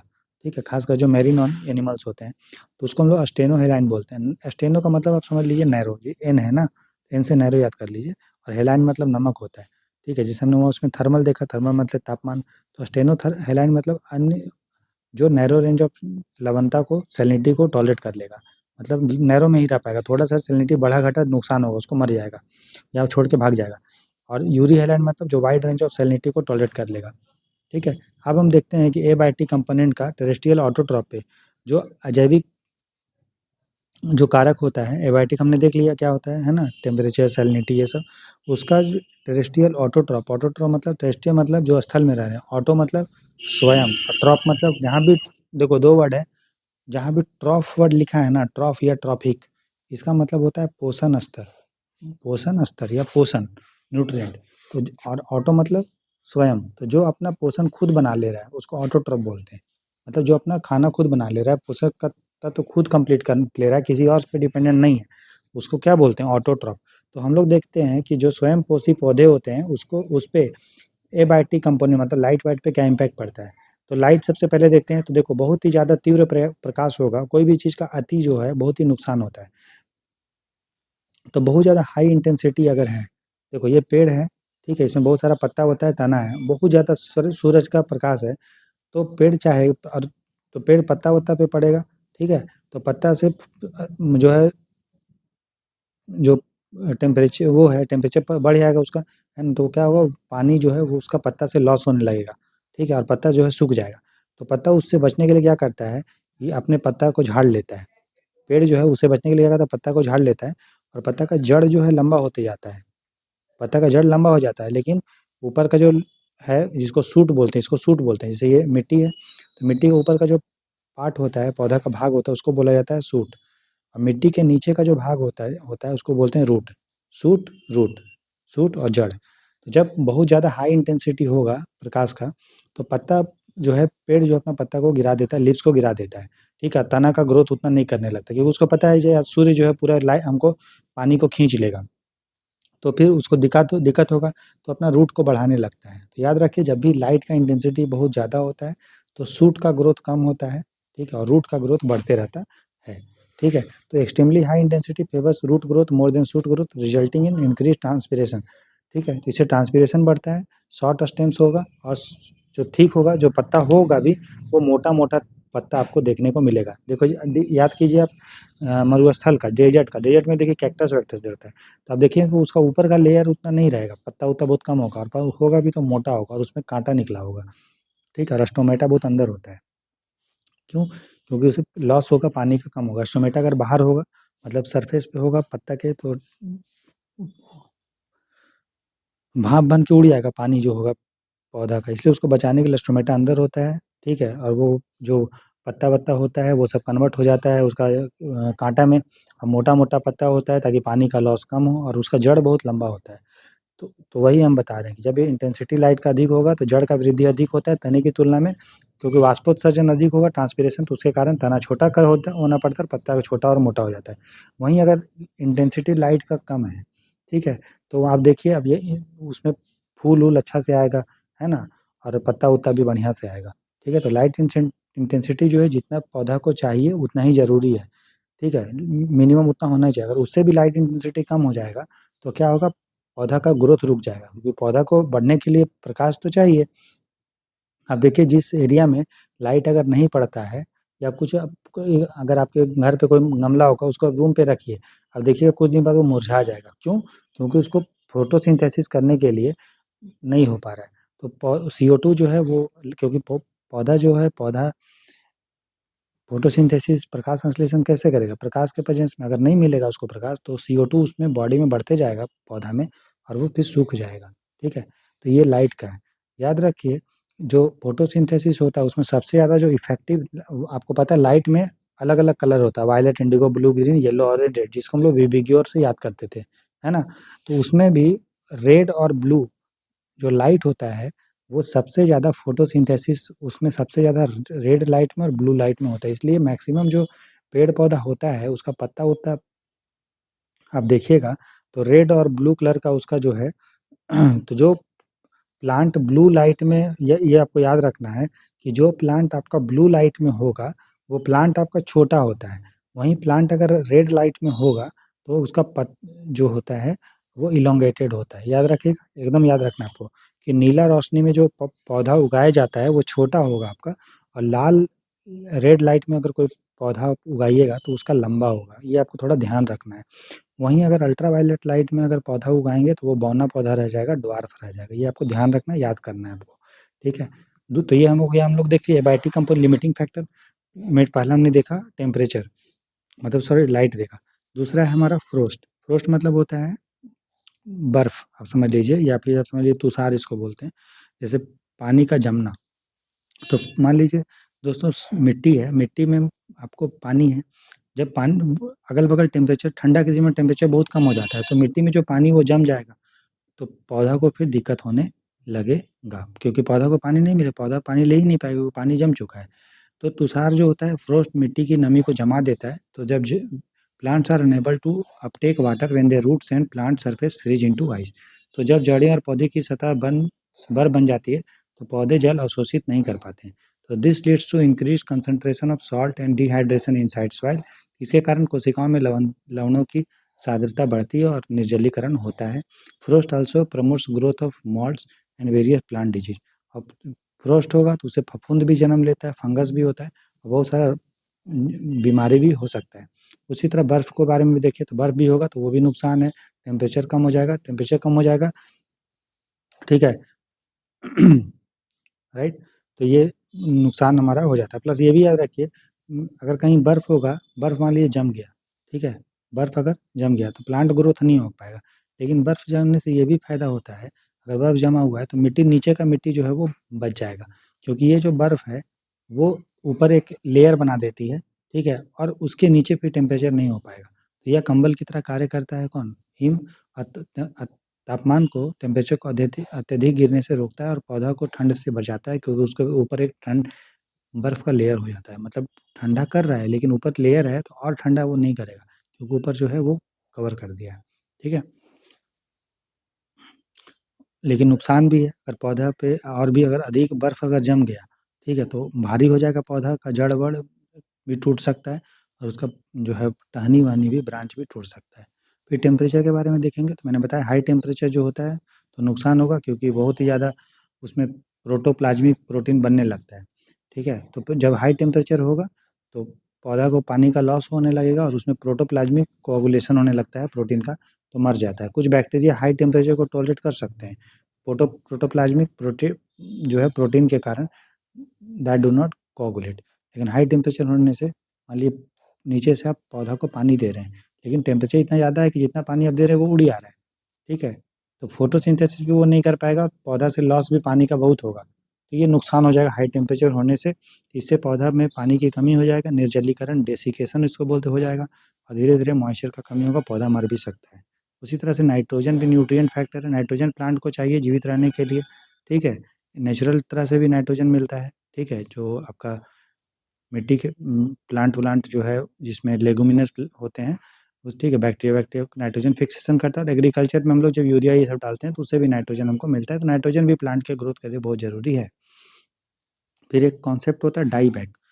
डाई बैक का मतलब समझ लीजिए दोस्तों, जैसे कि ये पौधा है, ठीक है? ये पौधा है, जब पौधा सूखने लगता है, जैसे कि बहुत हाई टेम्परेचर होगा, तो पौधा सोचेगा अपना पत्ता गिरा दो, क्योंकि पत्ता गिराएँगे तो इससे जो आपका ट्रांसपिरेशन होता था वो कम हो जाएगा, पानी का लॉस कम हो जाएगा। तो पौधा अपना पत्ता जो है गिरा देगा, टहनी को गिरा देगा, लेकिन इसका जो जड़ है वो सूखा रहे, ऊपर से जड़ जो है हरा रहेगा। कुछ पौधा आप देखे होंगे, वो ऊपर से पूरा सूख जाएगा, लेकिन जब जब आप कबाड़िएगा तो ये आपको दिखेगा ये तो जीवित है, ये तो हरा-भरा है, तो उसको डाई बैक बोलते हैं। डाई बैक एक प्रक्रिया है जिसमें जिसको बोलते हैं मृत्यु बोला जाता है। ये एक बचने का तरीका है पौधा जानबूझ के अपना पत्ता-वत्ता गिरा देता है। पत्ता गिरा देगा तो क्या होगा? ठीक है, पत्ता गिरा देगा पेड़ पौधा तो क्या होगा, इसके बॉडी में जो पानी-वानी था वो बच जाएगा, क्योंकि जो पानी का लॉस होता है वो पत्ते से ही होता है, स्टोमेटा से, और स्टोमेटा है ही नहीं, पत्ता गिरा दिया, ठीक है? फिर रूट-वूट भी सूखा, मतलब ये सुखा दिया शूट को, तो इसको पानी बस जड़ को ही पानी मिलता रहेगा, लॉस पानी का नहीं होगा, ठीक है? वो बच जाएगा, ठीक है? और जब पानी अगर कहीं से मिलेगा तो फिर ये ग्रो हो जाएगा, तो उसको डाई बैक बोलते हैं। तो डाई बैक जो है, एक डाई बैक पौधे के शीर्ष से, मतलब ऊपर से पीछे की ओर, मतलब नीचे की ओर यहाँ तक एक सूखने का तरीका है, एडाप्टिव मैकेनिज्म है। जड़ कई वर्षों तक जीवित रहता है, जबकि ऊपर का भाग मर जाता है, ये मर गया आपको, है ना?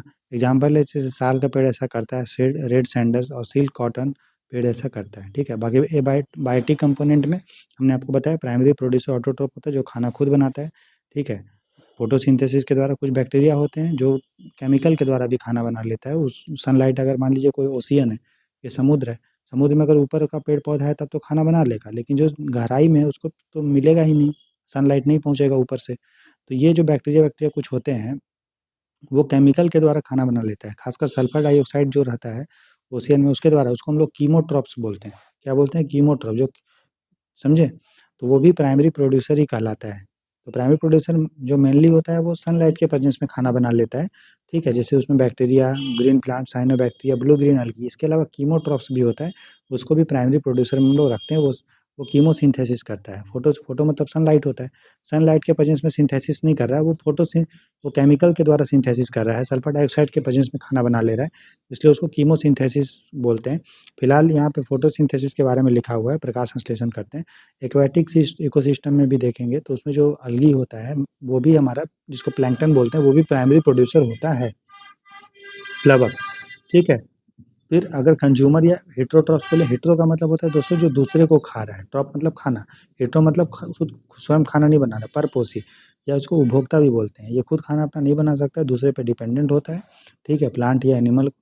फिर एक होता है माइक्रो कंज्यूमर, जिसमें एनिमल होते हैं, जो क्या होता है, माइक्रो मतलब हो गया बड़ा, और कंज्यूमर मतलब उपभोक्ता, तो बड़ा-बड़ा उपभोक्ता, जो बड़ा चीज़, जैसे सीप हो गया, रैबिट, काऊ, है ना? तो ये हर्बीवोर्स हो गया, जो प्राइमरी कंज्यूमर हो गया। जो प्राइमरी कंज्यूमर मतलब प्राथमिक उपभोक्ता, तो प्राथमिक उपभोक्ता हम लोग बोलते हैं शाकाहारी को, जो किसको खा रहा है। जैसे कि देखिए ये पेड़ पौधा है, तो पेड़ पौधा को जो पहला व्यक्ति खा रहा है, पहला जो जीव जीव खा रहा है, वो हो गया प्राइमरी कंज्यूमर, ठीक है? उसके बाद हम इसको खाएँगे, अगर इसको प्राइमरी कंज्यूमर को, तो हम कहलाएँगे सेकेंडरी कंज्यूमर, ठीक है? और जो फिर सेकेंडरी कंज्यूमर को खाएगा वो कहलाएगा टर्शरी कंज्यूमर, ठीक है? तो प्राइमरी कंज्यूमर मतलब प्राथमिक उपभोक्ता कौन होता है? जो हर्बीवोर होता है, जो शाकाहारी होता है, जिसमें रैबिट, सीप या काऊ आएँगे। सेकेंडरी कंज्यूमर वो होगा जो प्राइमरी कंज्यूमर होता है, फॉक्स, डॉग, स्नेक और आदमी भी होता है, जो भी नॉन-वेज खाते हैं।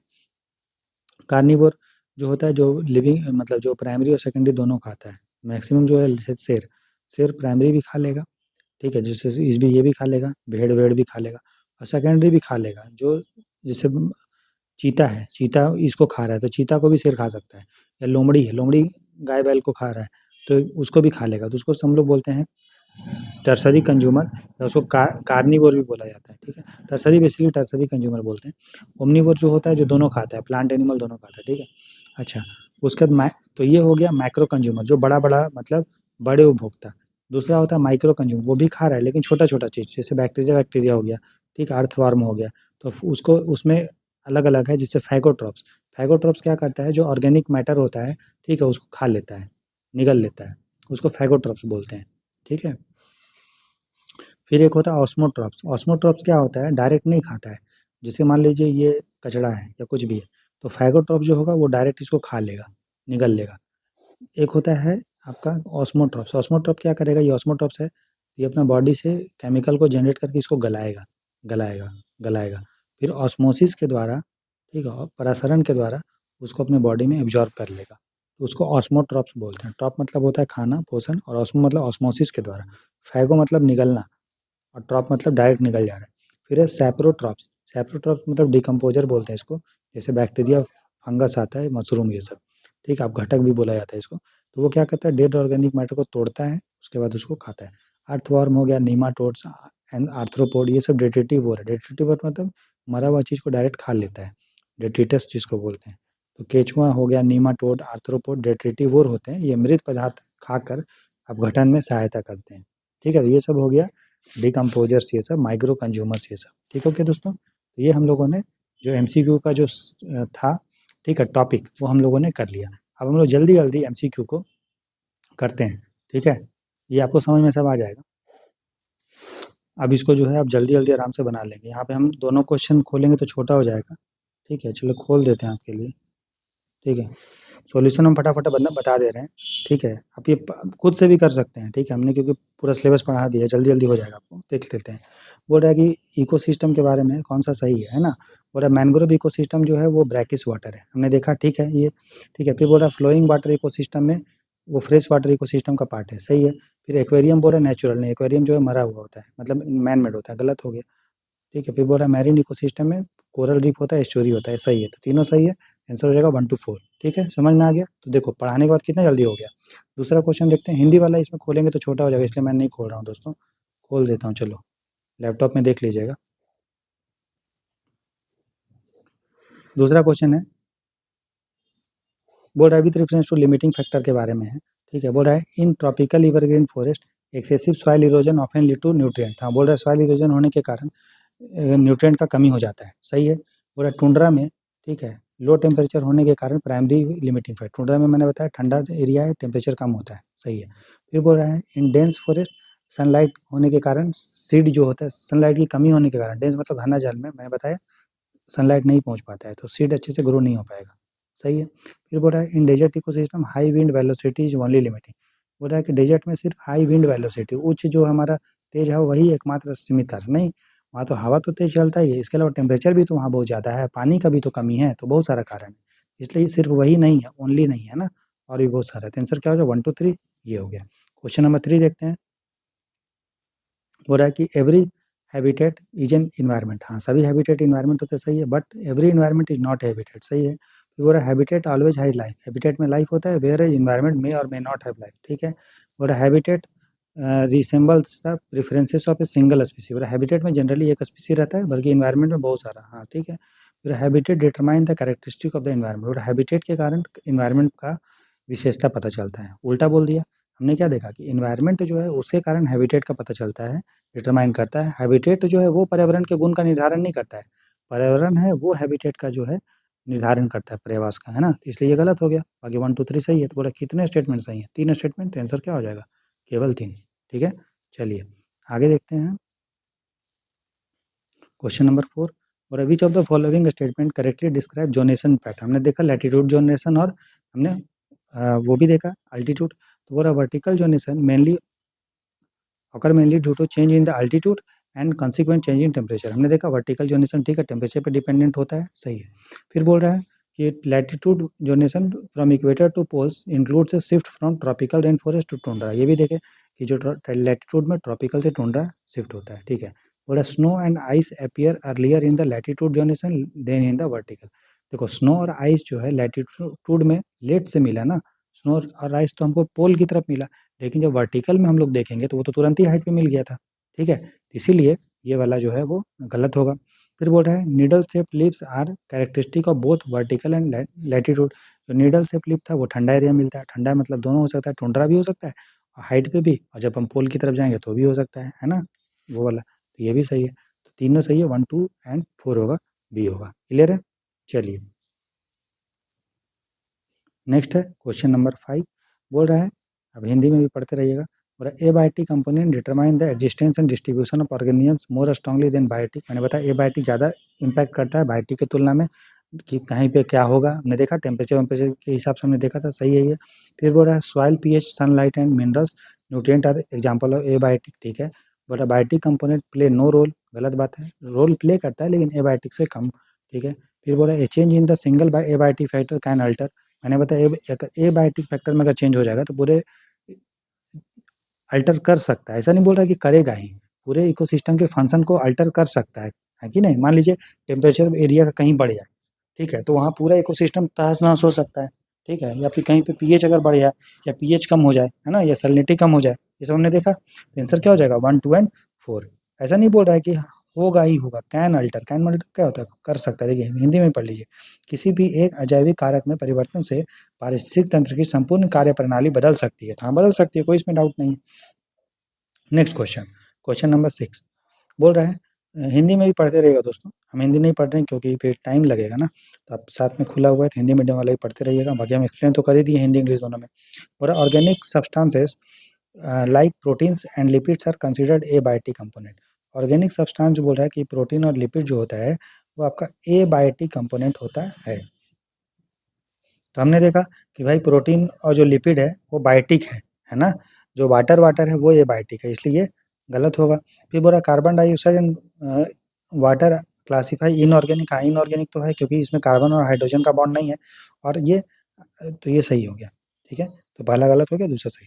फिर बोल रहा है in dense forest light act as a major limiting factor for plant growth. पूरा डेंस फॉरेस्ट में लाइट जो है लिमिटिंग फैक्टर है, तो हाँ ठीक है, लाइट नीचे नहीं पहुंचता है वही लिमिटिंग फैक्टर।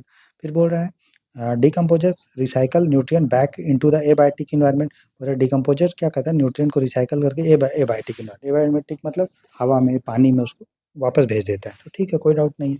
ठीक है, तो करेक्ट बोल रहा है, तो करेक्ट क्या होगा, तीनों सही है, 2, 3 एंड 4 इसका सही होगा। ठीक है, तो 6 का क्या हो जाएगा, 2, 3 एंड 4। ठीक है, राइट, समझ में आ रहा है, एक्सप्लेनेशन भी दिया हुआ है, बाकी डिटेल में जो हमने पढ़ाया है सॉल्यूशन उसको अच्छे से देखिएगा, है ना, जो भी पढ़ाए हैं।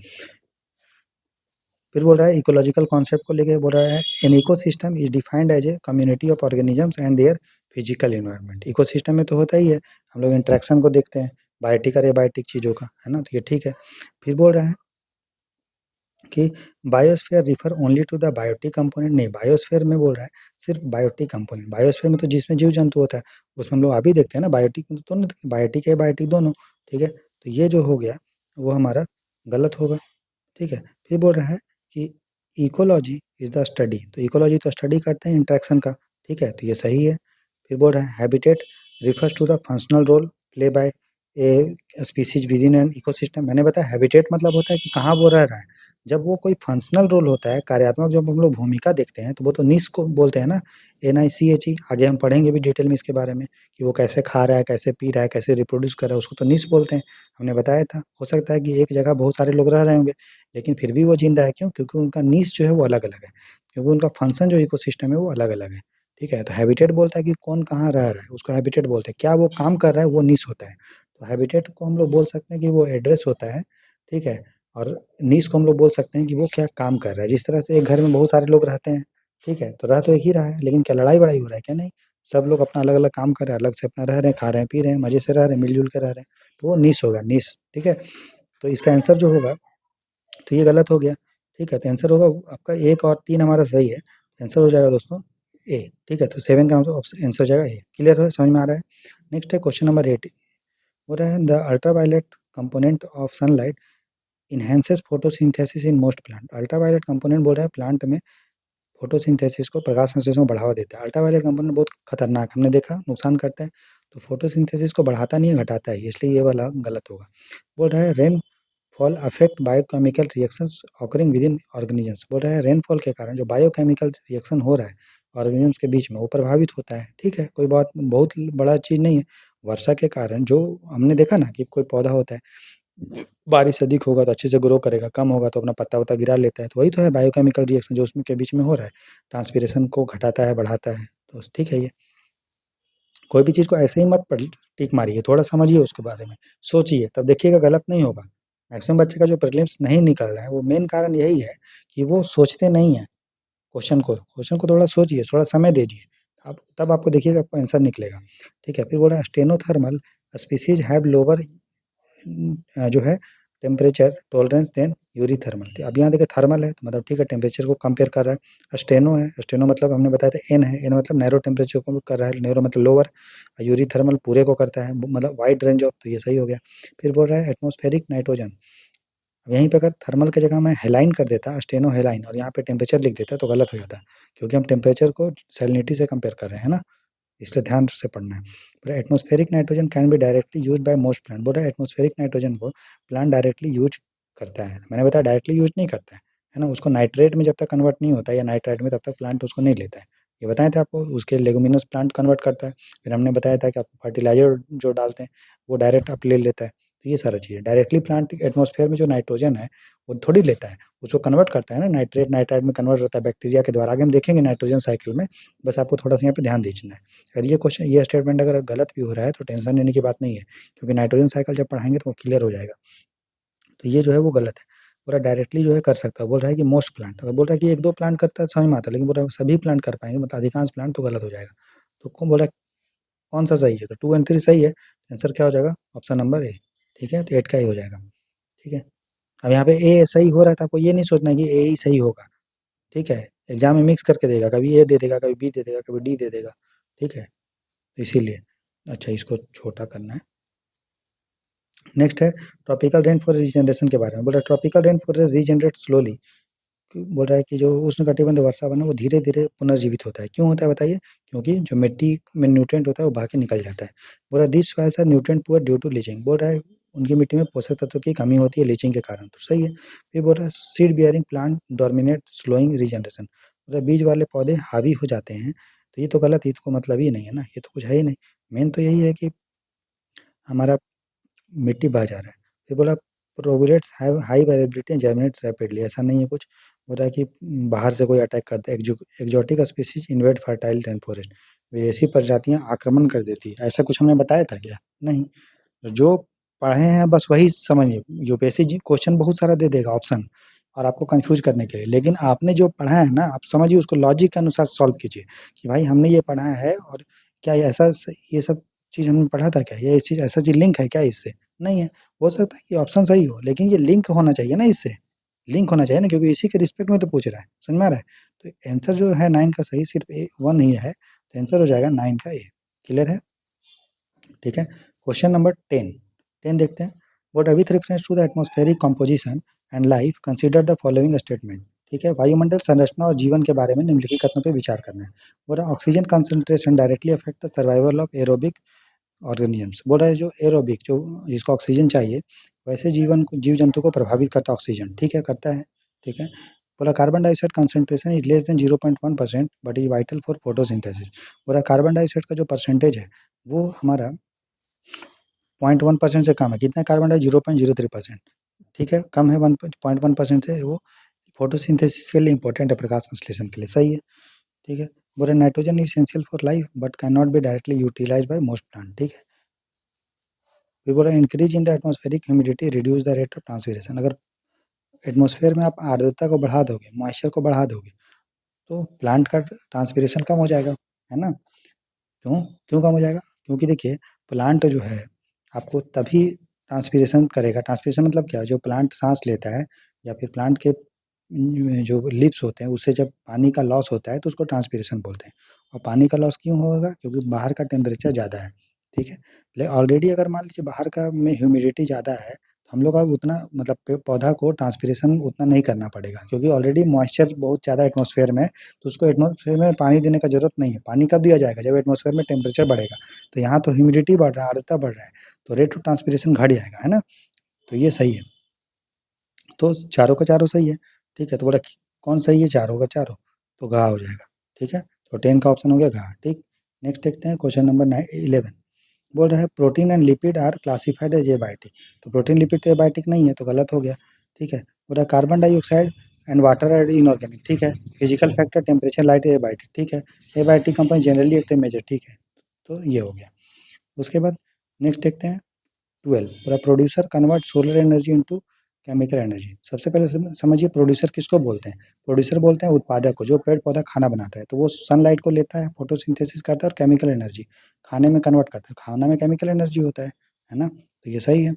फिर बोल रहा है कंज्यूमर डिपेंड डायरेक्टली और indirectly on producer for food. Consumer जो होता है, उपभोक्ता है, वो प्लांट को डायरेक्ट खा सकता है या फिर इनडायरेक्टली। इनडायरेक्ट मतलब जो प्लांट वो खा रहा है उसको हम खा रहे हैं, तो सही है। फिर बोल रहा है decomposers convert dead organic matter into inorganic. तो डिकम्पोजर क्या होता है? जो डेड ऑर्गेनिक मैटर है, ठीक है, जो मरा हुआ चीज़ है, उसको कन्वर्ट करता है, उसमें जो भी न्यूट्रिएंट है उसको दोबारा से मिट्टी-विट्टी में मिला देता है, तो इनऑर्गेनिक में कन्वर्ट कर देता है। ठीक है। फिर बोल रहा है protein, carbohydrate and lipid are biotic component. बोल रहा है प्रोटीन, कार्बोहाइड्रेट और लिपिड जो है वो आपका, ठीक है, अगला क्या है, प्रोटीन, कार्बोहाइड्रेट एंड लिपिड और बायोटिक। मैंने बताया था प्रोटीन, कार्बोहाइड्रेट जो लिपिड है दोस्तों, वो इनऑर्गेनिक कंपाउंड है। वो कौन सा कंपाउंड है? वो जो है वो, सॉरी, वो ऑर्गेनिक कंपाउंड है, ठीक है। वो बायोटिक और एबायोटिक से हमको मतलब ही नहीं है। वो क्या है? ऑर्गेनिक कंपाउंड है, ठीक है। वो आपका ये नहीं है, ठीक है ना। तो ये गलत हो गया। याद रखिए प्रोटीन, कार्बोहाइड्रेट, लिपिड जो है वो आपका ऑर्गेनिक कंपाउंड है, ठीक है। ये आपका गलत होगा।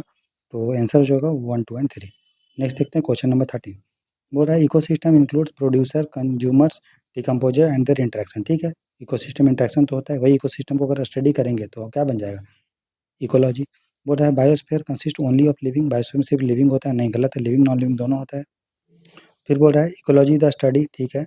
Habitat refers to functional role of habitat, functional role गलत है। इसमें कुछ क्वेश्चन रिपीटेड है, जानबूझ के किया गया ताकि आपको प्रैक्टिस हो जाए। तो 1 एंड 3 होगा, ठीक है। नेक्स्ट है ट्रॉपिकल रेन फॉरेस्ट, ये आपको डिस्कस कर चुके हैं, ठीक है। आप कोशिश कीजिएगा, वैसे हमने कर लिया। नेक्स्ट है क्वेश्चन नंबर ये अल्ट्रावायलेट रे, ठीक है। ये देखते हैं, ultraviolet ray are almost are harmful to most living. बोल रहा है सब ऑर्गेनिजम्स को हार्मफुल होते हैं, मैक्सिमम को, ठीक है। और rainfall has little influence on life. और रेनफॉल का कम प्रभाव पड़ता है, बहुत कम, गलत है। बहुत ज़्यादा प्रभाव है रेनफॉल का, है ना। फिर बोल रहा है यूरी थर्मल जो होता है वो वाइड रेंज ऑफ टेम्परेचर को टॉलरेट कर लेगा, तो सही है। फिर atmospheric CO2 though low in the concentration is essential for primary productivity. Primary मतलब प्राथमिक उत्पादकता। प्राथमिक उत्पादकता कौन होता है? किसको बोलते हैं प्राइमरी प्रोड्यूसर? प्लांट को बोलते हैं। तो प्लांट के लिए जरूरी होता है CO2, तो ये सही है। तो 1, 3, 4 सही है, तो आंसर हो जाएगा ये, ठीक है। क्वेश्चन नंबर 16 देखते हैं। बोल रहा high light intensity promote root growth more than shoot growth. बोल रहा लाइट का इंटेंसिटी जब बहुत ज़्यादा होता है तो क्या ग्रोथ होता है दोस्तों? हमें बताइए। हमने बोला था कि रूट ज़्यादा ग्रोथ होगा, ऊपर वाला पोर्शन कम ग्रोथ होगा, ठीक है। तो ये सही है। फिर बोल रहा है कि ब्लू लाइट इलोंगेशन करता है। ब्लू लाइट जो होता है वो विस्तार करता है। हमने देखा विस्तार करता है, उसका वो उसको रेड लाइट बोलते हैं, ब्लू लाइट तो छोटा करता है, तो ये गलत होगा। फिर बोल रहा है plant growth under ultraviolet light remain dwarf. जो प्लांट जो अल्ट्रावायलेट रे में होता है वो बौना रह जाता है, तो सही है, ठीक है। तो पहला सही है, दूसरा गलत, तीसरा सही है। फिर बोल रहा है light intensity below the minimum requirement level leads to accumulation of CO2। मैंने बताया था जितना पौधा प्लांट को चाहिए अगर उससे कम रहता है तो कम प्रकार से CO2 संचय होता है, सही है। तो आंसर क्या होगा? 1, 3, 4 आंसर हो जाएगा ए, ठीक है। तो फिर 16 का आंसर हो जाएगा ऑप्शन नंबर ए, ठीक है। चलिए सही है। क्वेश्चन नंबर 17 देखते हैं। बोल रहा है frost causes dehydration and increase salt concentration in plant cell. बोल रहा है फ्रॉस्ट के कारण, फ्रॉस्ट समझते हैं जो तुषार के कारण, बोल रहा है डिहाइड्रेशन, पौधा जो है वो सूखता है, ठीक है। और सूखेगा पौधा तो उसमें सॉल्ट भी बढ़ेगा, बढ़ेगा ना। पौधा अगर सूखेगा तो पानी तो देखो कोई भी जैसे पानी है, ठीक है, पानी है इसमें, पानी जब भाप में वो बन जाएगा, बर्फ बन जाएगा दोस्तों, तो बर्फ किसका बनता है? पानी में आपको पता है नमक भी होता है, नमक भी होता है और फ्रेश वाटर भी होता है। कोई भी पानी में एक तो नमक भी रहेगा और ताज़ा पानी भी रहेगा। फ्रेश मतलब उसमें नमक है ही नहीं, मतलब हटा दीजिए। तो जब बर्फ बनता है तो फ्रेश वाटर तो जम जाता है, नमक वहीं पे बच जाता है। तो जब फ्रॉस्ट होगा, जब तुषार बनेगा तो बर्फ तो बन जम गया, पानी तो जम गया, और जो नमक है वो बच जाएगा, तो नमक का कंसंट्रेशन पौधा में बढ़ने लगेगा। समझ में आ रहा है? तो फ्रॉस्ट से पौधा सूख जाएगा, मतलब डिहाइड्रेशन हो जाएगा, उसका पौधा जो है निर्जलीकरण हो जाएगा, लेकिन उसका सॉल्ट कंसंट्रेशन भी बढ़ने लगेगा, तो ये सही है, ठीक है। नेक्स्ट बोल रहा है salt act snow act as a insulating blanket protecting plant. तो हमने बताया था जो स्नो होता है, जो बर्फ होता है, वो पौधा को बचाता भी है, कवर कर लेता है, तो टेम्परेचर को घटने नहीं देता है, नुकसान भी करता है लेकिन ये भी तो कर रहा है, ये सही है। फिर बोल रहा है high temperature disturb the balance between respiration and photosynthesis. सही है, मैंने बताया था हाई टेम्परेचर होने से जो प्रकाश संश्लेषण का रेट है और जो रेस्पिरेशन जिस रेट से प्लांट सांस ले रहा है वो इफेक्ट होता है, ठीक है। बोला एकुमुलेशन ऑफ स्नो ब्रेक्स, कहीं बर्फ अगर जम जाएगा पौधा पे तो उसका वेट हो जाएगा, भारी हो जाएगा, वो टूट जाएगा, ठीक है। तो बोल रहा है accumulation of snow always prevent branch breakage. तो बोल रहा है कि ध्यान से पढ़ना है इसको, कि बर्फ जमने से शाखाएं कभी नहीं टूटेगी। भाई टूट जाएगा ना शाखा, शाखा कैसे, कभी कैसे नहीं टूटेगा, वेट जब ज़्यादा होगा टूट जाएगा, तो ये गलत हो गया, ठीक है। तो करेक्ट पूछा है तो 1, 2, 3 करेक्ट हो जाएगा। नेक्स्ट है क्वेश्चन नंबर 18, ये भी एबायोटिक फैक्टर से लिमिटिंग है। बोल रहा है altitude affect vegetation distribution through temperature. तो अल्टीट्यूड में टेम्परेचर के कारण होता है आपका प्लांट अलग अलग होता है, अलग अलग लेयर पे, है ना, ठीक है। तो ये जो है वो सही है। फिर बोल रहा है buffering capacity of earth keeps soil and water pH near neutral, ठीक है, बता दिया हम आपको। ऑर्गेनिज्म जो सैलाइन वाटर को टॉलरेट कर लेगा अनलिमिटेड सैलिनिटी। बोल रहा है organisms in saline water can tolerate unlimited salinity. कोई भी सैलाइन वाटर में जो ऑर्गेनिजम्स होगा तो क्या अनिश्चित जो है हमारा लवणता को सह लेगा, नहीं, हमने देखा यूरीथर्मल और स्टेनोथर्मल यूरीथर्मल कर लेगा लेकिन अनलिमिटेड नहीं होगा, वो भी रेंज तक, स्टेनो तो बहुत कम कर पाएगा, तो ये गलत है, ठीक है। तो बोला nitrogen is limiting nutrient due to competition with microorganism, बोला नाइट्रोजन जो है लिमिटिंग न्यूट्रिएंट है ड्यू टू कंपटीशन, कंपटीशन होता है माइक्रो ऑर्गेनिज्म, क्योंकि माइक्रो ऑर्गेनिजम्स को भी आपको चाहिए न्यूट्रिएंट चाहिए नाइट्रोजन, और प्लांट को भी चाहिए, तो ये ठीक है।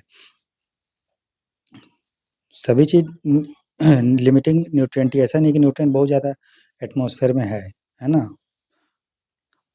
और प्लांट डायरेक्ट तो एटमॉस्फेयर में नाइट्रोजन तो नहीं ले पाएगा, वो कन्वर्ट होता है, और उसको कन्वर्ट होगा तो मिट्टी मिट्टी में नाइट्रोजन जा रहा है ना, उसको जीव जंतु को भी नाइट्रोजन चाहिए, और वो कन्वर्ट होने के लिए प्लांट को भी चाहिए, तो कंपटीशन होगा ना उसमें, ठीक है, वही क्वेश्चन है। क्वेश्चन नंबर 19 देखते हैं दोस्तों। बोल रहा है with reference to the dieback in plant, dieback मैंने बताया था, जब पौधा सूखने लगता है ऊपर से नीचे की जड़ जो है जिंदा रहता है, ऊपर का मर जाता है, वही होता है। तो dieback refers to the gradual drying of plant starting from the shoot tip, ठीक है। तो डाई बैक क्या होता है? पौधे के धीरे-धीरे सूखने की प्रक्रिया, ठीक है। It is an adaptive survival, ठीक है, अनुकूलन तरीका है बचने का। बोले in diebacks root remains alive, जड़ जिंदा रहता है, जबकि शूट जो ऊपर का हो लेयर हो मर जाता है, ये भी ठीक है। बोला डाई बैक कॉमनली अफेक्ट साल रेड, तो ये अफेक्ट होता है, ये हमने देखा भी था, ठीक है। आंसर सही भी सही है। क्वेश्चन नंबर 20 देखते हैं। बोल रहा है कंसीडर द फॉलोइंग स्टेटमेंट, बोलता है phytoplankton act as a primary producer in aquatic, तो फाइटोप्लैंक्टन एक्वाटिक को सिस्टम में जो है प्राथमिक उत्पादक है, हमने देखा सही है। और primary consumers are always carnivore, primary जो कंज्यूमर होता है दोस्तों, जो पेड़ पौधा को खाता है, ठीक है, तो वो कार्निवोर थोड़ी होता है, हर्बीवोर होता है ना, तो ये गलत है। फिर बोल रहा है tertiary consumer depend on both primary and secondary, tertiary consumer दोनों खाता है, ठीक है, प्राइमरी को भी खा लेगा, गाय बैल को भी खा लेगा, बकरी को भी खा लेगा, और सेकेंडरी मतलब जो गाय बैल मतलब लोमड़ी उमड़ी है उसको भी शेर खा लेता है, तो वो टर्सरी कंज्यूमर है। अब बुरा अर्थ को है आर्थ्रोपोड डेरिवेटिव हो, जो मृत चीज़ों को खाता है, सही है। तो 1 3 4 हमारा सही है, आंसर हो जाएगा आपका बी, ठीक है। 20 का हो जाएगा बी। लास्ट क्वेश्चन देखते हैं, क्वेश्चन नंबर 21, ये भी हमने पढ़ा दिया था आपको, है ना, यहाँ पे चलो। पूरा फैगोट्रॉप इंजेक्ट जो है पार्टिकुलेट ऑर्गेनिक मैटर, देखिए सही है। ऑस्मोट्रॉप बोल रहा है ऑस्मोसिस से डिजॉल्व चीज़ को एब्जॉर्ब करता है, ठीक है। सेप्रोट्रॉप जो है डेड ऑर्गेनिक मैटर को करता है, जिसमें बैक्टीरिया फंगी होते हैं, सही है। डेरिवेटिव वो खा जाता है, फ्रेगमेंट करता है और उसको खा जाता है, सही है। तीनों के चारों का चारों सही है, 1 2 3 एंड 4 होगा दोस्तों, ठीक है। तो सबसे पहले हम लोगों ने किया क्या, हम लोगों ने डिटेल में सबसे पहले हम लोग नोट्स पढ़े, ठीक है, इस टॉपिक से रिलेटेड जो एमसीक्यू है। फिर हम लोग जो आपका एमसीक्यू कल दिए थे उसका हमने एक एक करके सॉल्यूशन देखा, ठीक है। तो इस तरह से ये आपका जो कल हमने एमसीक्यू दिया था 21, वो आपका कंप्लीट होता है डिस्कशन के साथ। फिर से हम लोग कल एमसीक्यू को डिस्कस करेंगे, उसके पहले आप उसको सॉल्व कीजिएगा, ठीक है। हम आपको एक वीडियो आएगा कि 9 बजे आपके आसपास, उसमें क्वेश्चन आपका रहेगा, उसको आप सॉल्व करिएगा, फिर हम लोग उसको डिस्कशन कल करेंगे, जिस तरह से हम लोगों ने आज किया दोस्तों। इस तरह से हम लोग धीरे-धीरे बढ़ेंगे, और आपको हम तैयारी में पूरा आपको 4 चाँद लगा देंगे, आपका तैयारी आराम से एकदम मजबूत से हो जाएगा, बस आप चीज़ों को समझने पे फ़ोकस कीजिएगा और उसके बाद उसको रटिएगा, ठीक है। और जब भी क्वेश्चन सॉल्व करें, तो उसको पूरा अच्छे से एनालिसिस कीजिए, समझिए क्या बोल रहा है, ठीक है, कहाँ गलती आप कर रहे हैं, तब जाके आपका तैयारी बहुत अच्छा हो जाएगा। सारा चीज़ हम आपको कवर करवाएँगे, ठीक है, करंट अफेयर ये सब सारा चीज़, मैप वैप सारा चीज़, ठीक है। और धीरे-धीरे क्वेश्चन की संख्या भी हम लोग बढ़ाएँगे दोस्तों। तो अपना ख्याल रखिए, जो लोग चैनल पे नए हैं वो लाइक से सब्सक्राइब ज़रूर कीजिए, इसका बेल आइकन हिट कीजिए, ज़ीरो है ये चैनल का, और इसका पीडीएफ आपको टेलीग्राम चैनल पे मिल जाएगा, और टेलीग्राम चैनल का लिंक दोस्तों इस वीडियो के कमेंट सेक्शन में है। तब तक के लिए अपना ख्याल रखिए, अच्छे से पढ़िए मन लगा के। God bless you, good night, take care दोस्तों, बाय बाय।